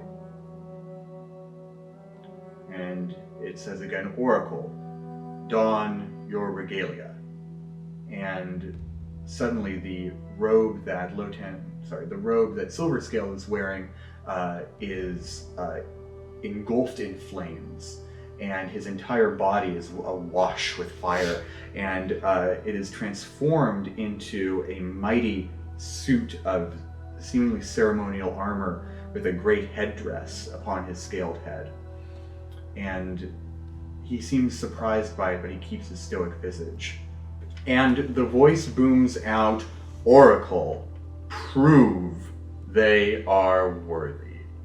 And Silverscale steps forward, and he draws the greatsword you gave him from his back and slams it down into the ground and says, "This is not a duel to the death, but you must fight with all the vigor you can muster. I'm not your only foe." And he looks up, and you hear a clanking and a screeching, and the clockwork dragon from before drops from the roof of the cave and splashes in the lake in front of the great statue and Lotan Ratu himself. And he lets out another shrieking, grinding roar. And smoke and flame bellows out of his mouth. And Silverscale takes a step backwards and readies a sword and says, "Prepare yourselves. Roll initiative." Do I still have my little Drake buddy on my shoulder? He has stayed in the tavern. He is not Sipping accompanying coffee. you here. Yeah, he is somewhere much safer. Okay. Willow, you have initiative. You and Birch are in the far end of the chamber. You're all clustered together right now. Silverscale is about 20 feet ahead of you down a flight of stairs, and the clockwork dragon is a full 60 feet away from you in this pool of water near Lotan Ratu. Okay. So I am definitely going to cast Guardian of Nature on myself. Okay. The Great Tree, which gives me 10 temporary hit points, and I make Constitution saving throws with advantage, Nice. and Dex and Wisdom-based attack rolls with advantage. And while I'm on the ground 15 feet in front of me is difficult terrain for enemies. Nice. Cool. Okay. Yes. So that happens, and that is a bonus action. So I need to figure out an action. I imagine that Silver Scale is very visible with the flaming whatever. Absolutely. Is the Clockwork Dragon also very visible? I don't know how well it is down here. It's fairly well lit down here. Yeah. And remember, you cast a level spell this turn, so if you're going to cast again, it has to be a cantrip. Yep. And there is Lodan Ratu himself is shedding bright light throughout this entire chamber. Okay. Oh yeah, and you guys have 9 temporary hit points. Yeah. Doesn't stack though. Yep. I'm going to also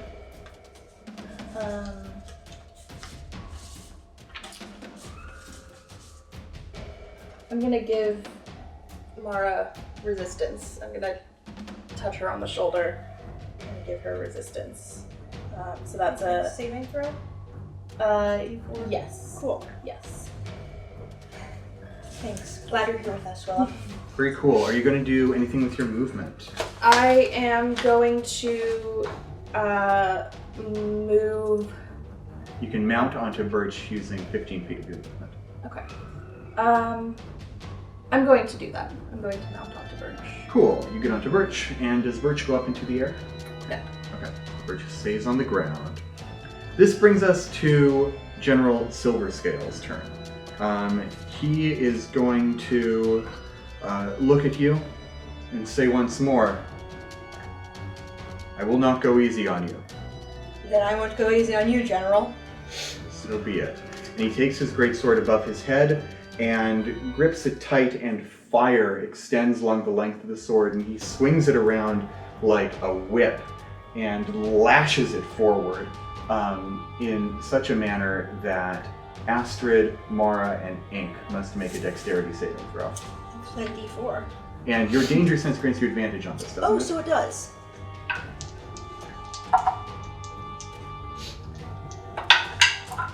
Nice. Wow, those are both garbage. I'm sorry. These are strength saving throws. Worse.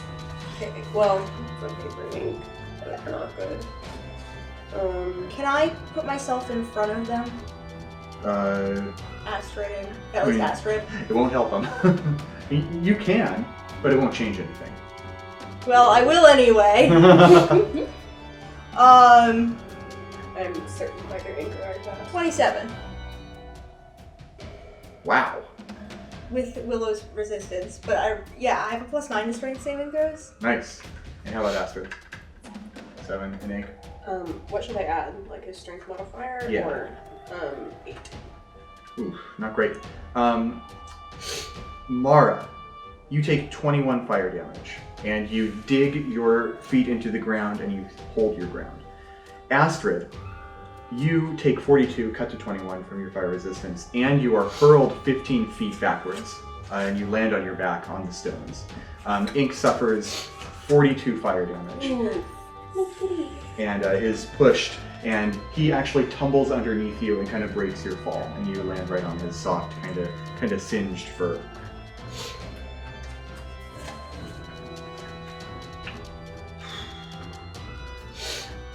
Mara kind of growls and says, maybe we should leave the cat out of this.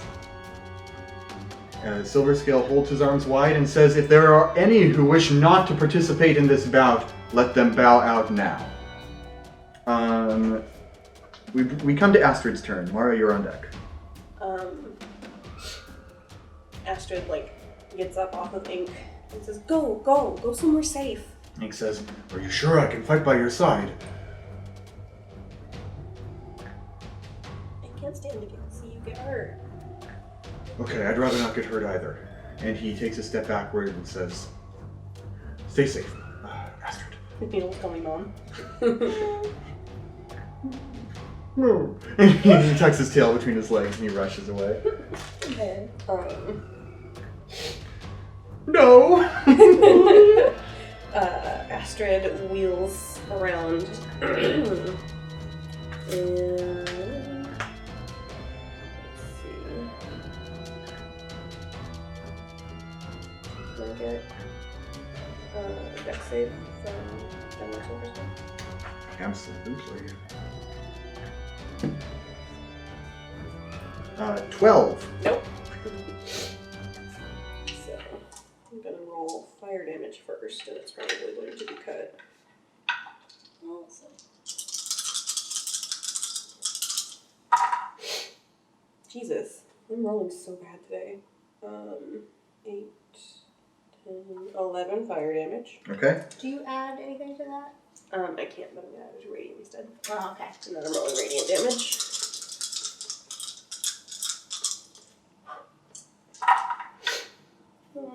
Not much better.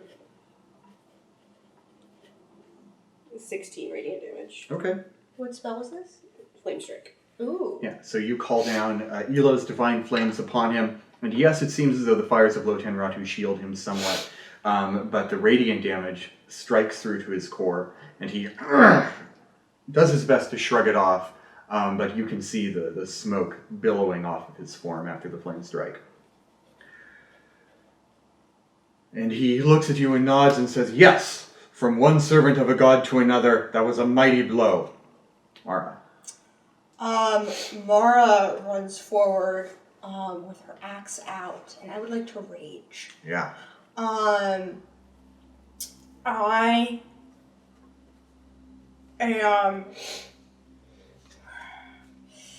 respect him too much to reckless attack. But I am going to attack twice.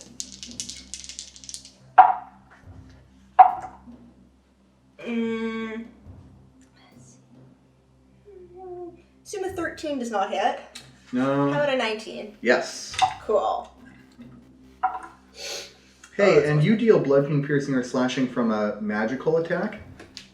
Yeah. Nice. Good. Magic axe doing... In fact, if I can, I'd like to just... Well... I mean, I have a pretty big great axe. I don't want to, give him a mortal wound, right? I would like to just, smack him with the, with sort of the butt of... Or... It's not a Is it a two-headed axe? It is. It's a two-headed axe. I'd like to just smack him with the flat of it. The flat of it? Okay. Yeah. That deals 18 damage. Nice. And he recoils from the strike and he says, "Good! A good blow! You are in the presence of a god! Do not check your blows!"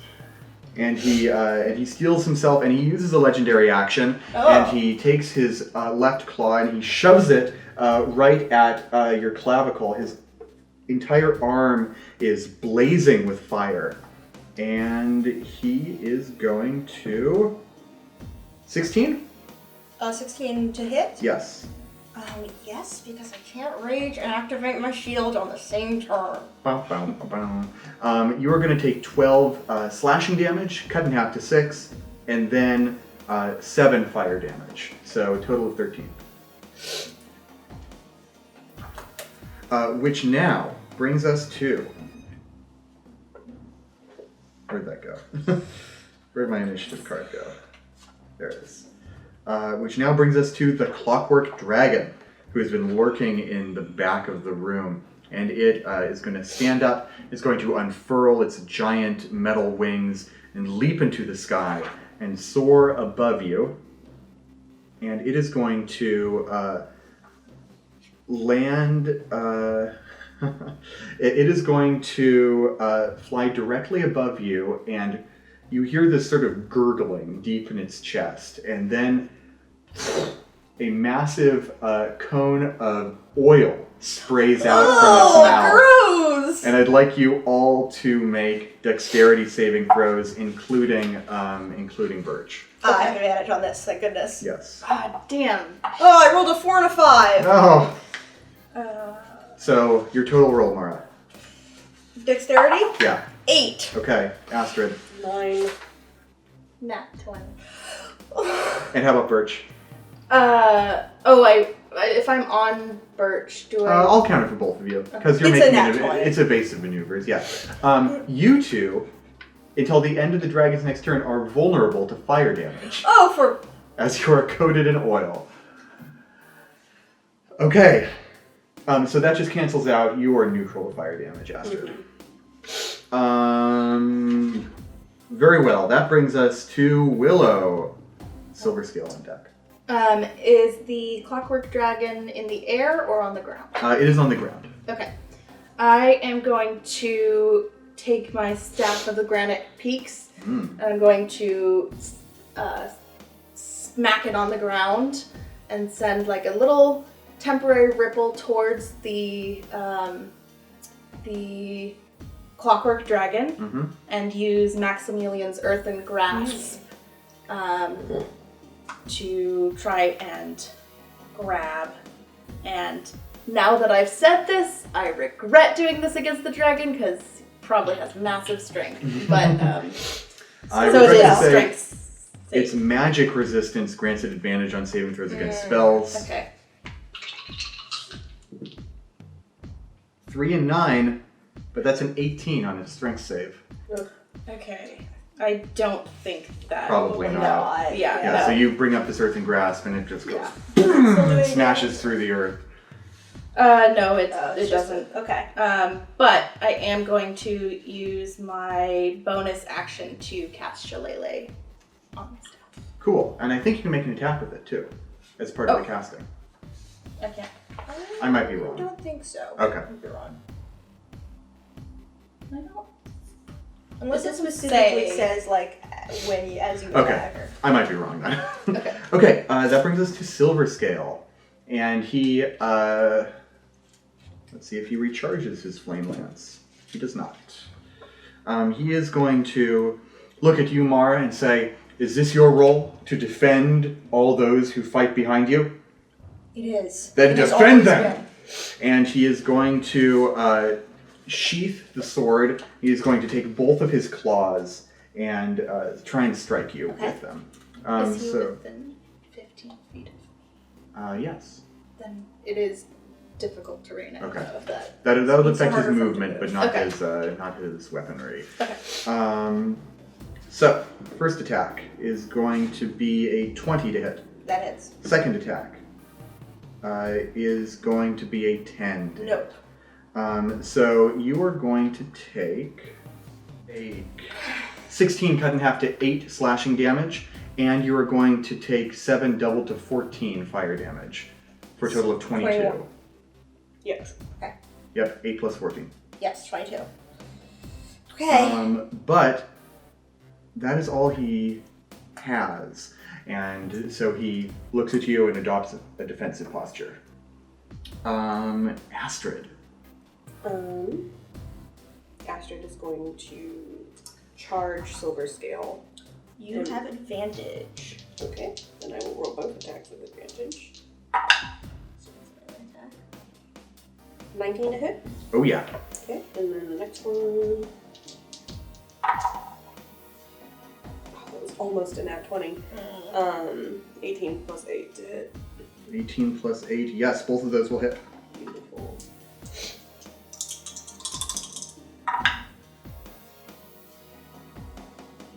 $13 damage. Using your sword? Yeah, which is magic one. Yes, and that's from both attacks total? Yes. 52. And Cool. as a bonus action, I'm gonna grab Mara and heal her. For 10. Thank you. No, I lied, 12. Thank Nice. And you dug into your temporary hit points first, Mara, right? you. Yeah, I'm just keeping track of damage. Cool. Okay. In that case, that brings us now to Mara's turn. Mara says, with like little bits of flame still crackling along her skin, she says, "If we're not holding back, then look out." And she feints with her fist and then brings up her hand again and makes 2 quick slashes with the great axe. I'm going to reckless attack. And bonus action, the wolf, Mara speaks a command word in Ovalashi, and the wolf leaps into being from the inert shield she carries, and bares its fangs at Silver Scale. That's cocked. Oh, for crying out loud. First attack misses. Second attack is a non-nat 20. That'll hit. 9 damage. Okay. Man, I wish there was something else I could do. Yeah, I just rolled really badly. That's rough. Sorry. Silver Scale is tough. Silver Scale is usually he's a powerful but kindly presence. He has gone. He's a little bit supernatural right now. He's like Galadriel in the first Lord of the Rings movie when she goes all CGI, you know? He's just a little bit scarier than usual. And the wild regalia he's wearing doesn't help matters. Okay, it is a Clockwork Dragon's turn, and it has, let's see, what shall it do?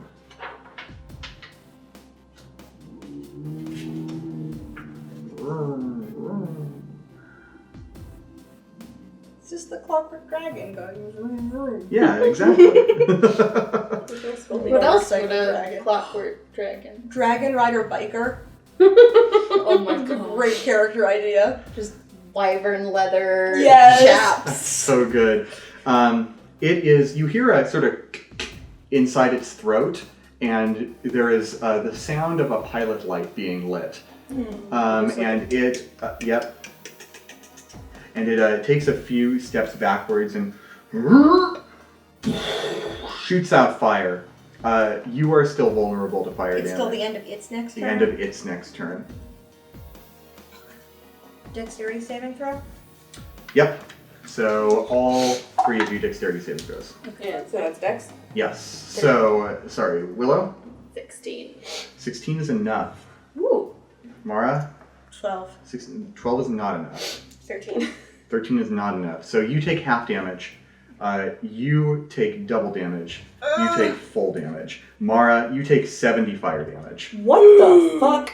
Holy shit. Astrid, 70. Astrid, you take 35, and you are going to take 17. I would be at 0 except for the temporary hit points. Woof. Ooh. Alright. Yeah, let me... Mara's hair is like really singed. Smells great. Yeah. And all of that oil has just been like burned off of you now. So we've basically just been fried. Yeah, you've been flambéed. Flash fried. Yeah, She's even not used to fire hurting. yeah. This got her fucked up. Willow. Alright, Birch is flapping his wings to sort of put out the little embers still on their feathers. yeah. I am going to use... Sorry. That's fine. I have too many healing options. Oh no, what a problem to I have. know. Don't worry too much about me. Like, I have a thing. Oh, you do? I mean, I do have a thing. you do want some healing, though. Yes, right? that wouldn't hurt. Okay. It would in fact do the opposite of that. Yeah. I don't know, it depends how painful that burn salve is with blood.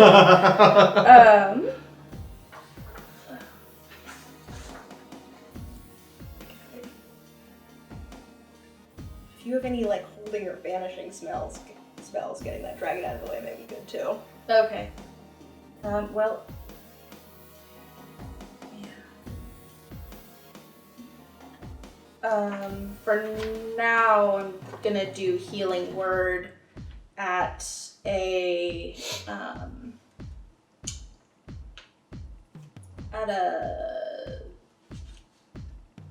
4th level. Thank you. So 4d4 plus your wisdom and healing. Yeah, which is +3. Cool. Wait, oh, in healing? Yeah. Yeah. Do you want me to roll that? I'll gotta roll that. 6 plus 7 is 13 plus 3 It's 16. Nice. Cool. Oh, yeah. And then I am going to come up to you and give you some more resistance. You cast healing word though. but Healing resistance word is a was cantrip. a spell. Oh, resist the cantrip. Thank you. Yeah. Thank you, Willow. So that's just another P4.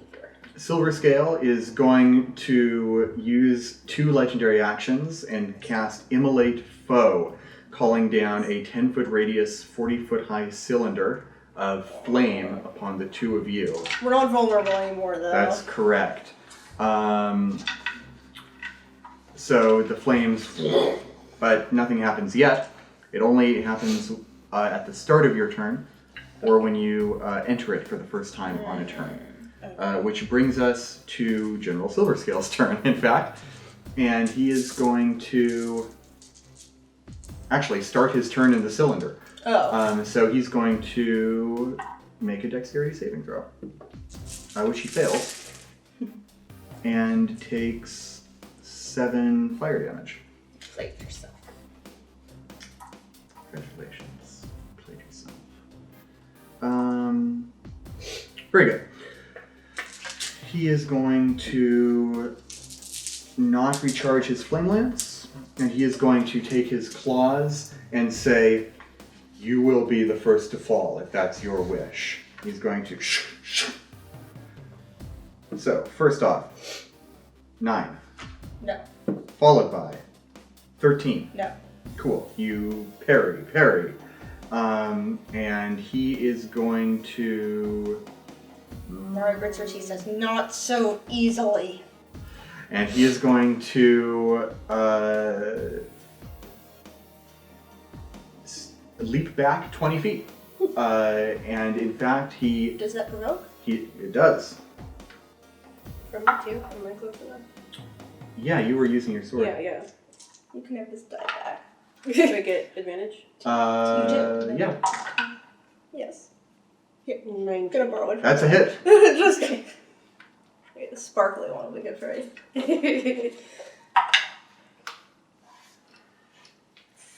7 damage. Very nice. He is bloodied. As he leaps backwards, you see these 2 ethereal golden wings extend from his back, and he hovers in the air about 30 feet above the ground, 20 feet back from you. Okay, that brings us to Mara's turn. That brings us to Astrid's turn. Okay. Do you have to make? Does she have to make a save? Nope, she's not in the cylinder. Oh, okay. Can I have a con save from the general? Absolutely. This con's probably pretty good, but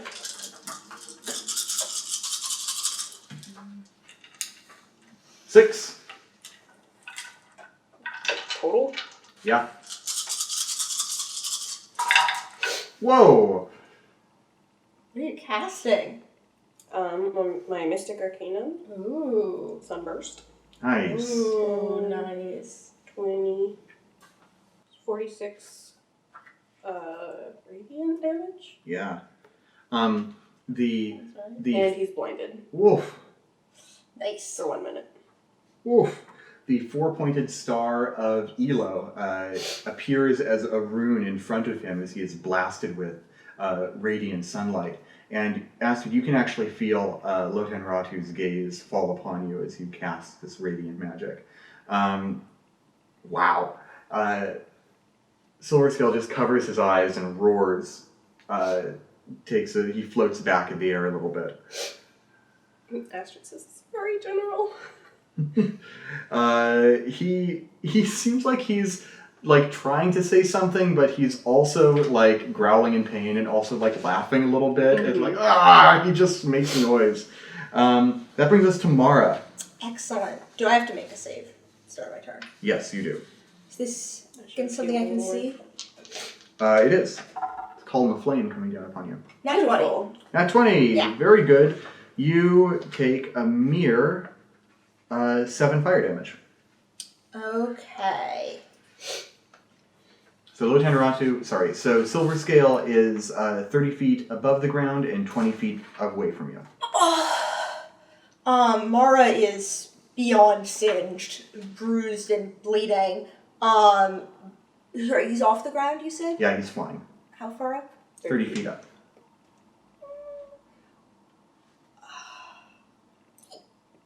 You could skewer him with a javelin. He's blinded. Which means you have advantage on attack Which means I rolls have against advantage, him. but javelins are not my... I'm surprised you don't have more hand axes. Oh, I do. I have 3 hand axes. Yeah, you know what? Mara... I just have more javelins than hand axes. He's going to go down. He's blinded for now. I'm gonna move out of the unhappy circle. Sure. And to get a nice angle on him. And I'm going to throw 2 javelins at him with advantage. 17? A hit. And more than that. Okay. These javelins are not magical, though. So he's going to resist their damage. Yeah. Oh, shoot. Well. Plus 8 is 17 halved. 17 halved to 8. It's better than nothing. Yeah. He roars, and he pauses for a moment. He leans his head up and he takes in a big, deep breath through his nostrils. And he uses one legendary action, one of his 3 current legendary actions to make a perception check using scent. He's blind. Oh, using scent. He fails it. And that brings us to the Clockwork Dragon. The Clockwork Dragon is going to not regain his fire breath. And he is going to... I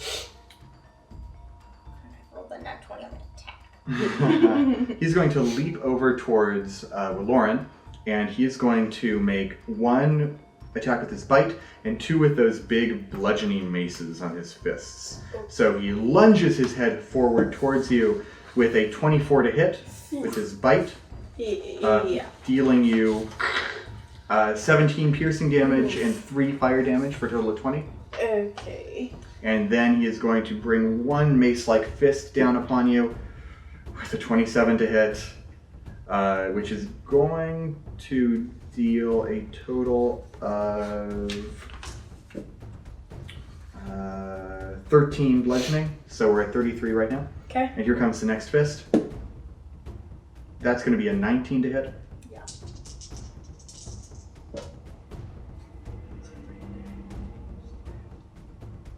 It's 11 more. So 20 plus 13 plus 11, 44 damage to you. Okay. Good lord.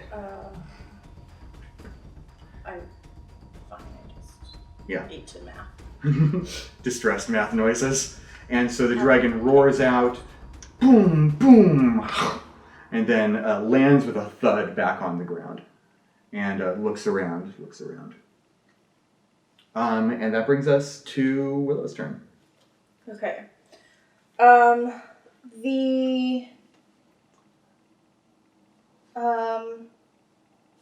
Never mind. I am going to cast Moonbeam Nice. at a 6th level Ooh. on the Clockwork Dragon. Nice. Okay. Juicy. 1 So that's a con save. Here it comes. 3 plus 8, 11. Okay, that is a fail. I would be shocked if that, yeah. Yeah, yep. So you will be taking 60-10 damage. Want some d10s?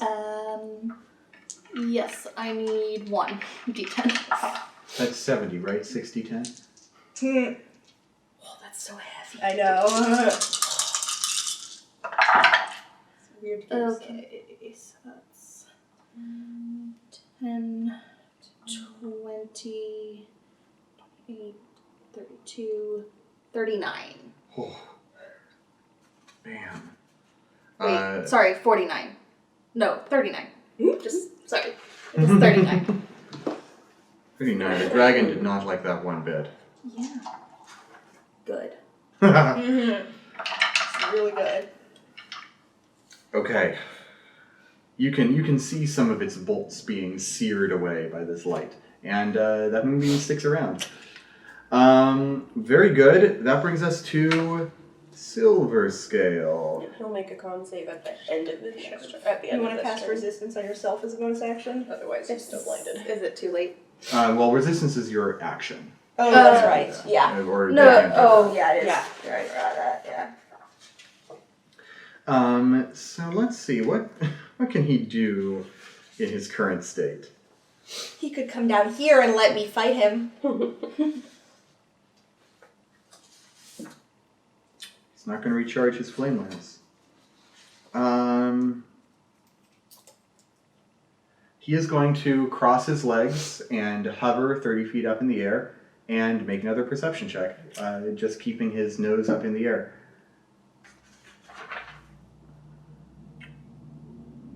That is a 14. Would you three make stealth checks for me, please?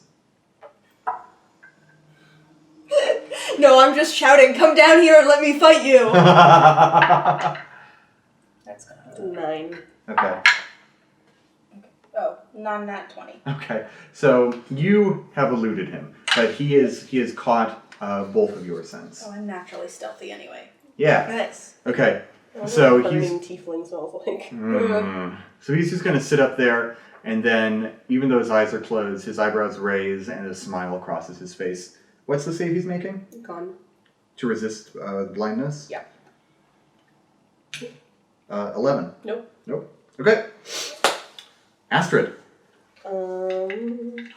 He's in pretty. Astrid, is pretty there any bad way you can shape, get me right? up there? I don't think I can lift you. No, I can cast levitate on myself. You don't have to fly. No. Okay. I guess you don't need any of boots. Yeah. But I do still have my sunbeam Ah. or sunburst. Jesus Christ. Another con save? I don't know if he needs to roll it. No, yeah, he does. He does. He does. 11. Whoa! That's your unlucky number, huh? Yeah. Okie dokie. 10. 20. 30. 40? Yeah. 44 radiant damage. It's only 33 points of overkill. So your sunburst rushes towards him. That Elo's constellation flashes again, and as if he's been hit like by a truck, he is knocked out of his cross-legged position, and he roars through the air as his wings dissipate, and he tumbles down onto the ground. Boom! And lies still. The clock dragon is still active though. Okay, well, as a bonus action, how are you doing health-wise? I've got a thing. Don't worry about it. How are you doing health-wise? I could use a bit of health. I'm at 18. Ooh, Yeah, heal Willow. Yeah, I think this is the last of them. Damn, Nice. now I'm rolling great. Jesus. Okay. 12, Willow's just got that healing 22, energy. 24 healing. Okay. All right. That's, I Nice. think, the last of my healing lights. Okay. No, wait. I have 2 more. Then that brings us to Mara. There is a dragon not 20 feet away from you. Trying to decide whether or not to borrow his sword. I just think that'd be very funny. You probably have to attune to it or something, though. Which sword? His great sword. Well, No, that was the one I gave him. It was yeah, there's magical. nothing particularly Okay. magical about it. It's just It's super just cool. now on fire because of the It was presence his of the magic, god. yeah. Okay. Clockwork Dragon. How far away from me is it? 20 feet. 20 feet. I would like to try to jump on its back. Right on. Make me an athletics if you check. do that, you will get hit with Moonbeam? Uh, Or is that only... Yeah, Yeah. Like, it's not guaranteed, but you're suddenly in Moonbeam risk. Moonbeam is a 5 foot radius, so 10 there's- foot diameter. And it is. Oh yeah, so it completely encapsulates him. Only if your weapons enter will you be unharmed. Yeah, it's a large sized creature, so the moonbeam is completely surrounding it. You could get like right outside the moonbeam and smack it. Yeah, Okay, I'll do that then. cool. I will run up to it and I'm gonna attack once. That's an 18 to hit. Oh yeah. Twice. That's a 28 to hit. Yeah.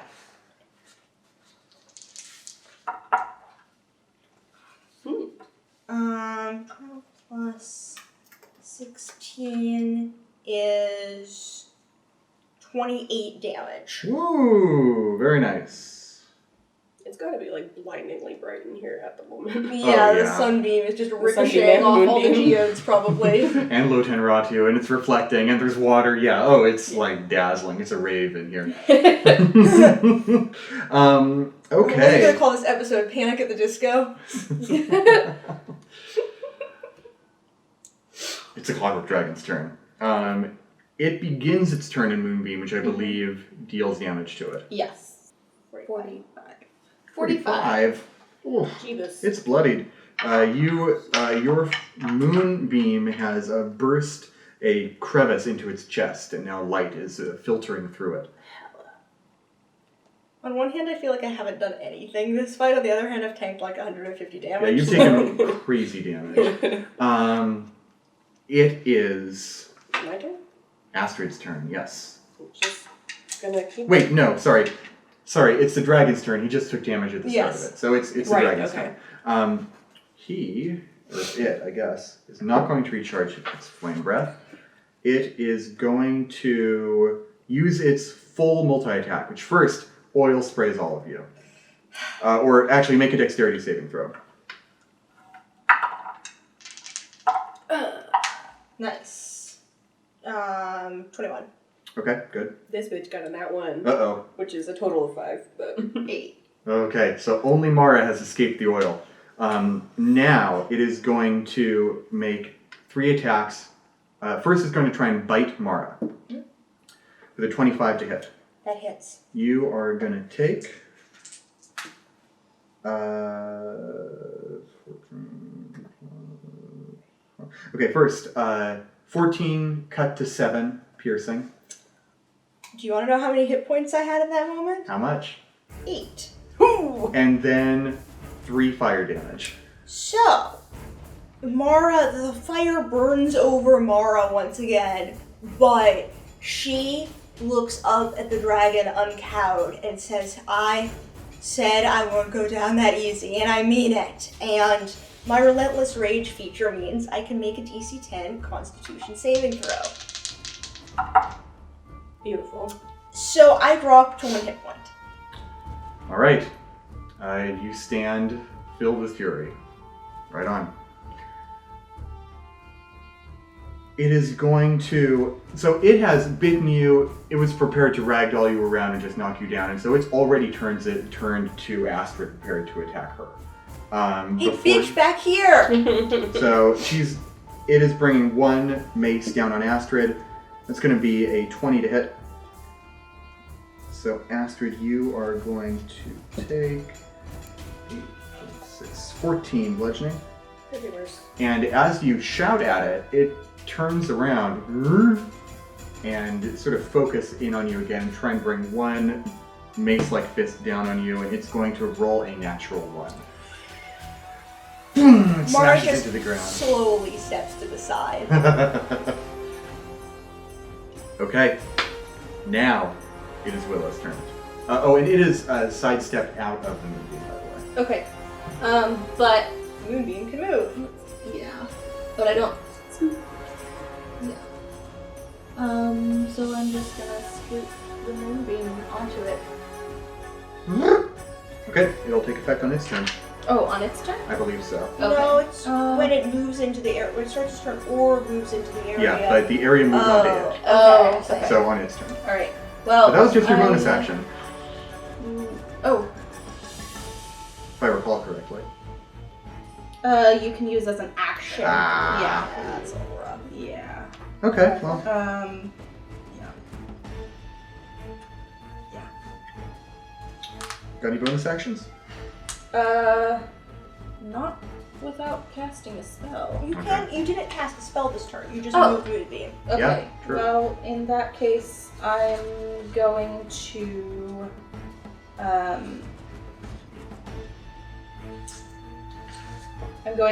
cast Healing Word again.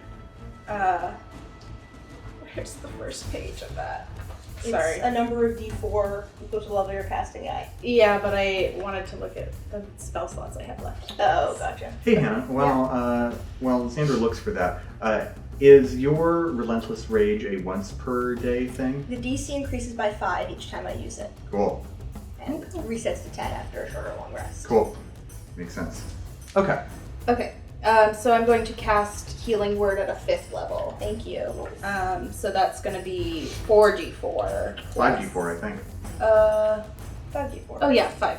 Yeah. Mm-hmm. I know what numbers are. Arithmetic is the hardest kind of thing. Yeah, and that's going to be plus 2. So. 4. Numbers don't matter. 10. 16. Ooh, that's pretty good, actually. Thank you. Nice. Okay, Astrid, your turn. Mara on deck. Okay, so how shall I proceed? Should I just roll the 6 D6s? Well, I don't think you have it anymore, really. Yeah. Okay. You still got your sunbeam up, right? Oh, if we're counting it that way. Yeah. Okay. Oh, actually, to roll. It's got a concentration 1 minute thing. Oh, you need to make a con saving throw to hang on to that spell. Oh, I do, huh? Yep. Nat 20. Nice. There you are. Dick. So I'm gonna divert my sun beam, not my sun numbers. Dragon.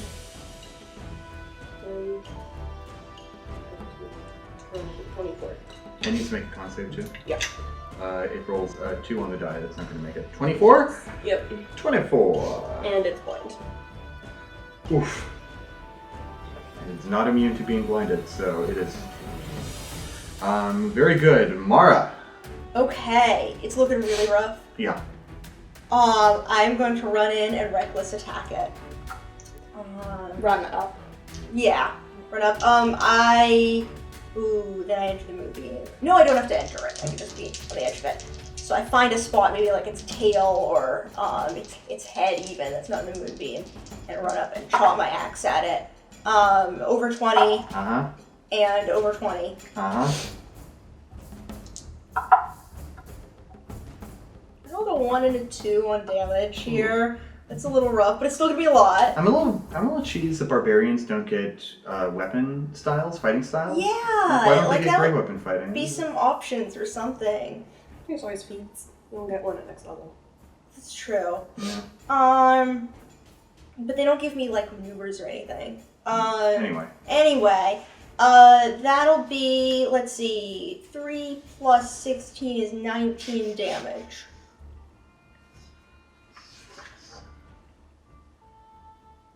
How do you want to do this? Yes! I cleanly slice through its clockwork neck. Hope you can put that back together. And it splashes into If you one can of the find pools. it. And As you strike this blow, you cleave through it, and at the moment your axe parts from its neck, you feel time slow to a crawl. Boom! Hope you can put that.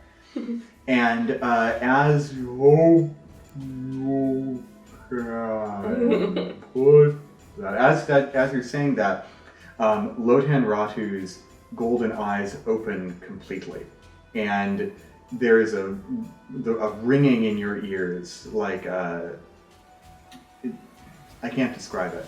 Like being hit over the head with a gong? Yeah, basically, there's a reverberation that's just rolling through your mind, and suddenly you see Silverscale stand up as this light is poured into his body. You see the head of the clockwork dragon spin through the air, almost sort of in reverse of the arc you knocked it off of, and then it fits cleanly right back onto the dragon you severed it from. And your axe hits the ground. Hope you can put that up. What? And you look back on it, and it is repaired, but then it slumps to the ground. And Silverscale takes the sword you gave him and wedges it into the ground and slowly stands up as Lotan Ratu's eyes close back down. Don't do that to your sword, General. That's bad form.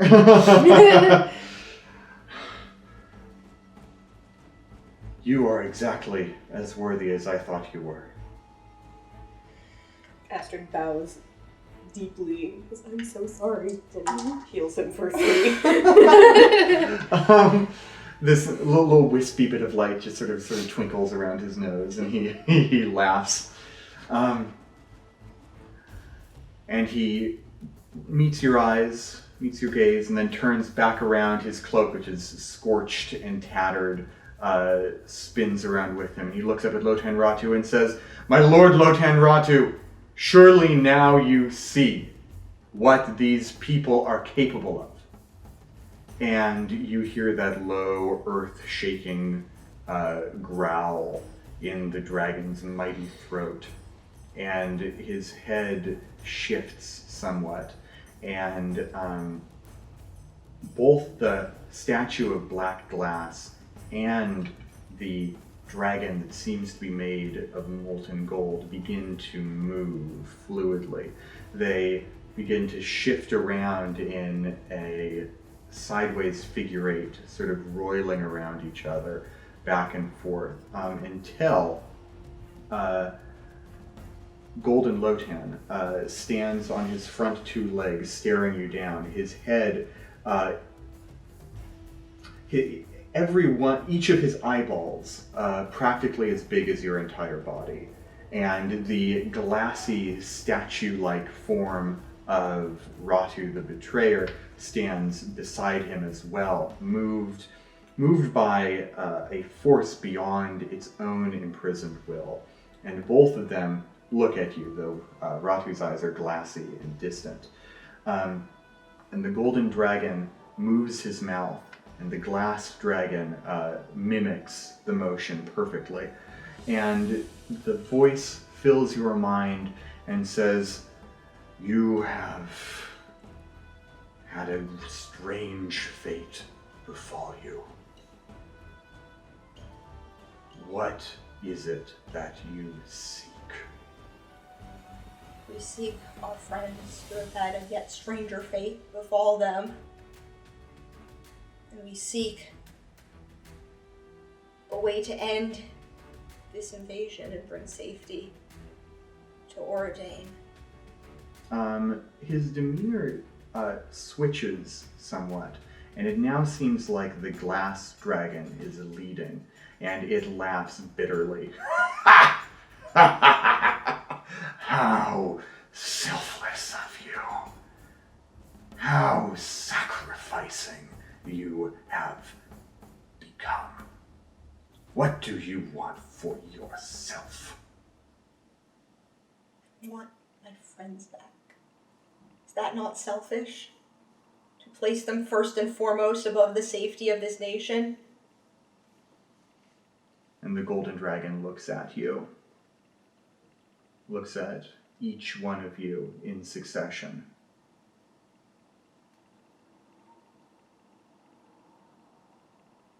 I too have lost friends. I too long every day to return them to me. But their duty prevents it. Their fate is already sealed. However, the same need not be said of the people who you have lost. The future is a slippery thing. The sight I possess swims forward, backward. Always in motion are both the future and the past. I see things I do not quite understand. At once my friends, Elo, Nerukal, Kiva, are both alive and dead. I cannot make sense of this. When Elo departed, when Nerukal departed and Kiva, they took hands at the plain that became Hollow Mountain. It rose for the first time when they banished the monsters, and then retreated into the ground, taking all of them with them. I do not know where they have since emerged, but I sense every day Elo's presence to the northeast, in the Nortalk. We've been warned. Last night, I received a vision from my patron, an angel of Elo. He was hurt, and I saw a man. He was tied to a stake. And my patron said to me that I can't go. I can't go and help him, or Elo will die. But that means that Elo yet lives. And that hurts to think about. I do not understand what that means. But your patron is an angel, a celestial. He cannot know the full future. He speaks rashly. If there is a future, then he sees only one of them. There is a future you can change. Change it. And the amulets around the two of your necks flare with heat and light, and you can feel it beginning to sizzle against your chest. You may instinctively grab it to get it away from your bare skin. And the light within it glows with unmatched intensity until it expands around you and then contracts. And you see now the constellation representing the unbalanced scales of Lotan Ratu now twinkle with internal light. Ooh. You now possess the power to switch places with your allies in Tenebrae. That's sick as hell.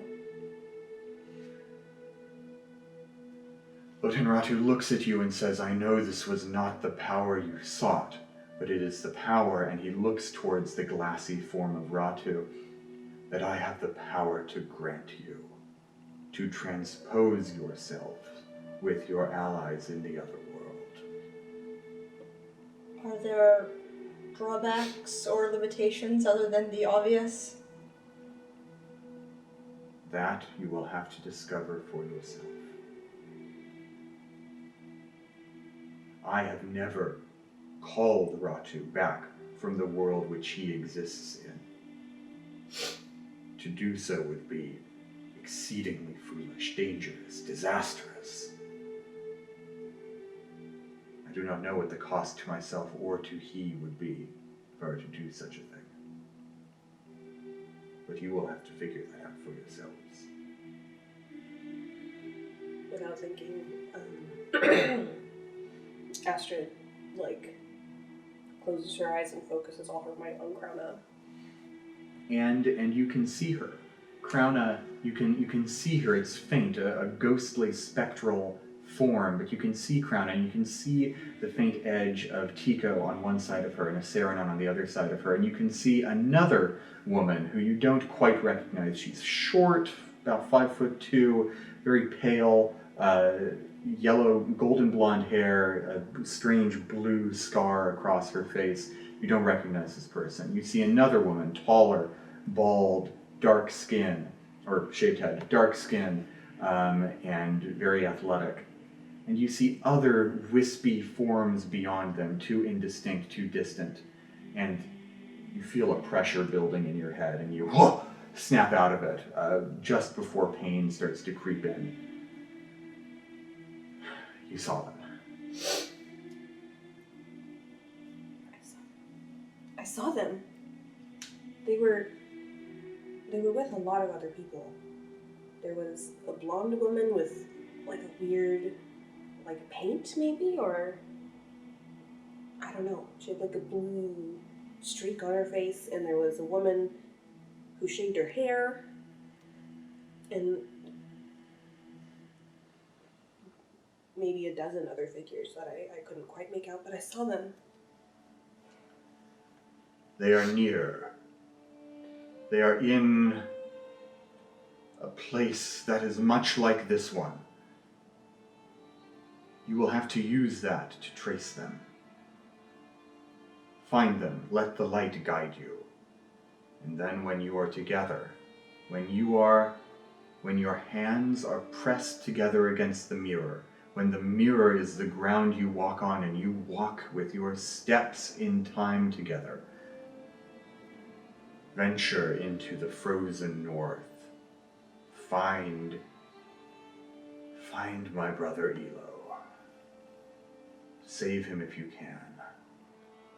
And understand what fate has befallen this land and the other. And Lieutenant Ratu retreats back to behind the moat, and he closes his eyes. Astrid stands straight up and says, Lord Lotan, you have my word. I will save Elo. And one eye opens just a little bit, and you see a little puff of smoke puff out of his nostrils. Mara bows to him and General Silverscale. Silverscale looks to you and sort of rushes forward and puts a hand on your right here, and he uses lay on hands, and you feel 40 points of healing sort of wash into your body. He grasps you by your forearm and sort of looks at you, makes sure you're standing upright, and says, "You took a hell of a beating there." So did you. You got me there. I could use a rest. Care for a cup of tea? Delighted. Here. Willow knows a great place. Then lead the way. And he, as his divine raiments sort of fall away, he picks up his cloak, his coat from the ground, and sort of wraps it around him before he becomes naked. Brushes ash off her newly healed skin. And as you leave this secret cavern, he says, "We have an outpost in the Nortok Steppe that has been created by a rather powerful wizard at the Consortium. We have a teleportation circle here in the city, one of the few left in Auredane. We can send you out there. It'll save you days, weeks maybe of travel. But once you find your friends, we should find a way to get you there. And them too, if possible." We should figure out how to meet or communicate with them here in Arvex if they're truly mirrored. Yes, but first, that tea. And you head out of the secret passage. And I think that's a great place to stop for today. You have all gained a level. Nice. Yay! That puts you at what, 13? 12. 12? No. Yeah, 12. 12th level. Very good. Hey, great game, y'all. Yeah. Yeah. Oh my gosh. feel like there wasn't a ton for Willow to do, but thank you so much for, like... I mean, I feel You like kept Willow all- did a Oh, lot. Willow kept us all alive. I just mean, like, plot stuff focused on you. Oh, Hey, as long as you had a good time, I'm Yeah. all here for it. Willow kicked ass. Yeah. Okay. All right, we're going to head out for now. Thanks so much for watching. We'll see you next time. Bye-bye.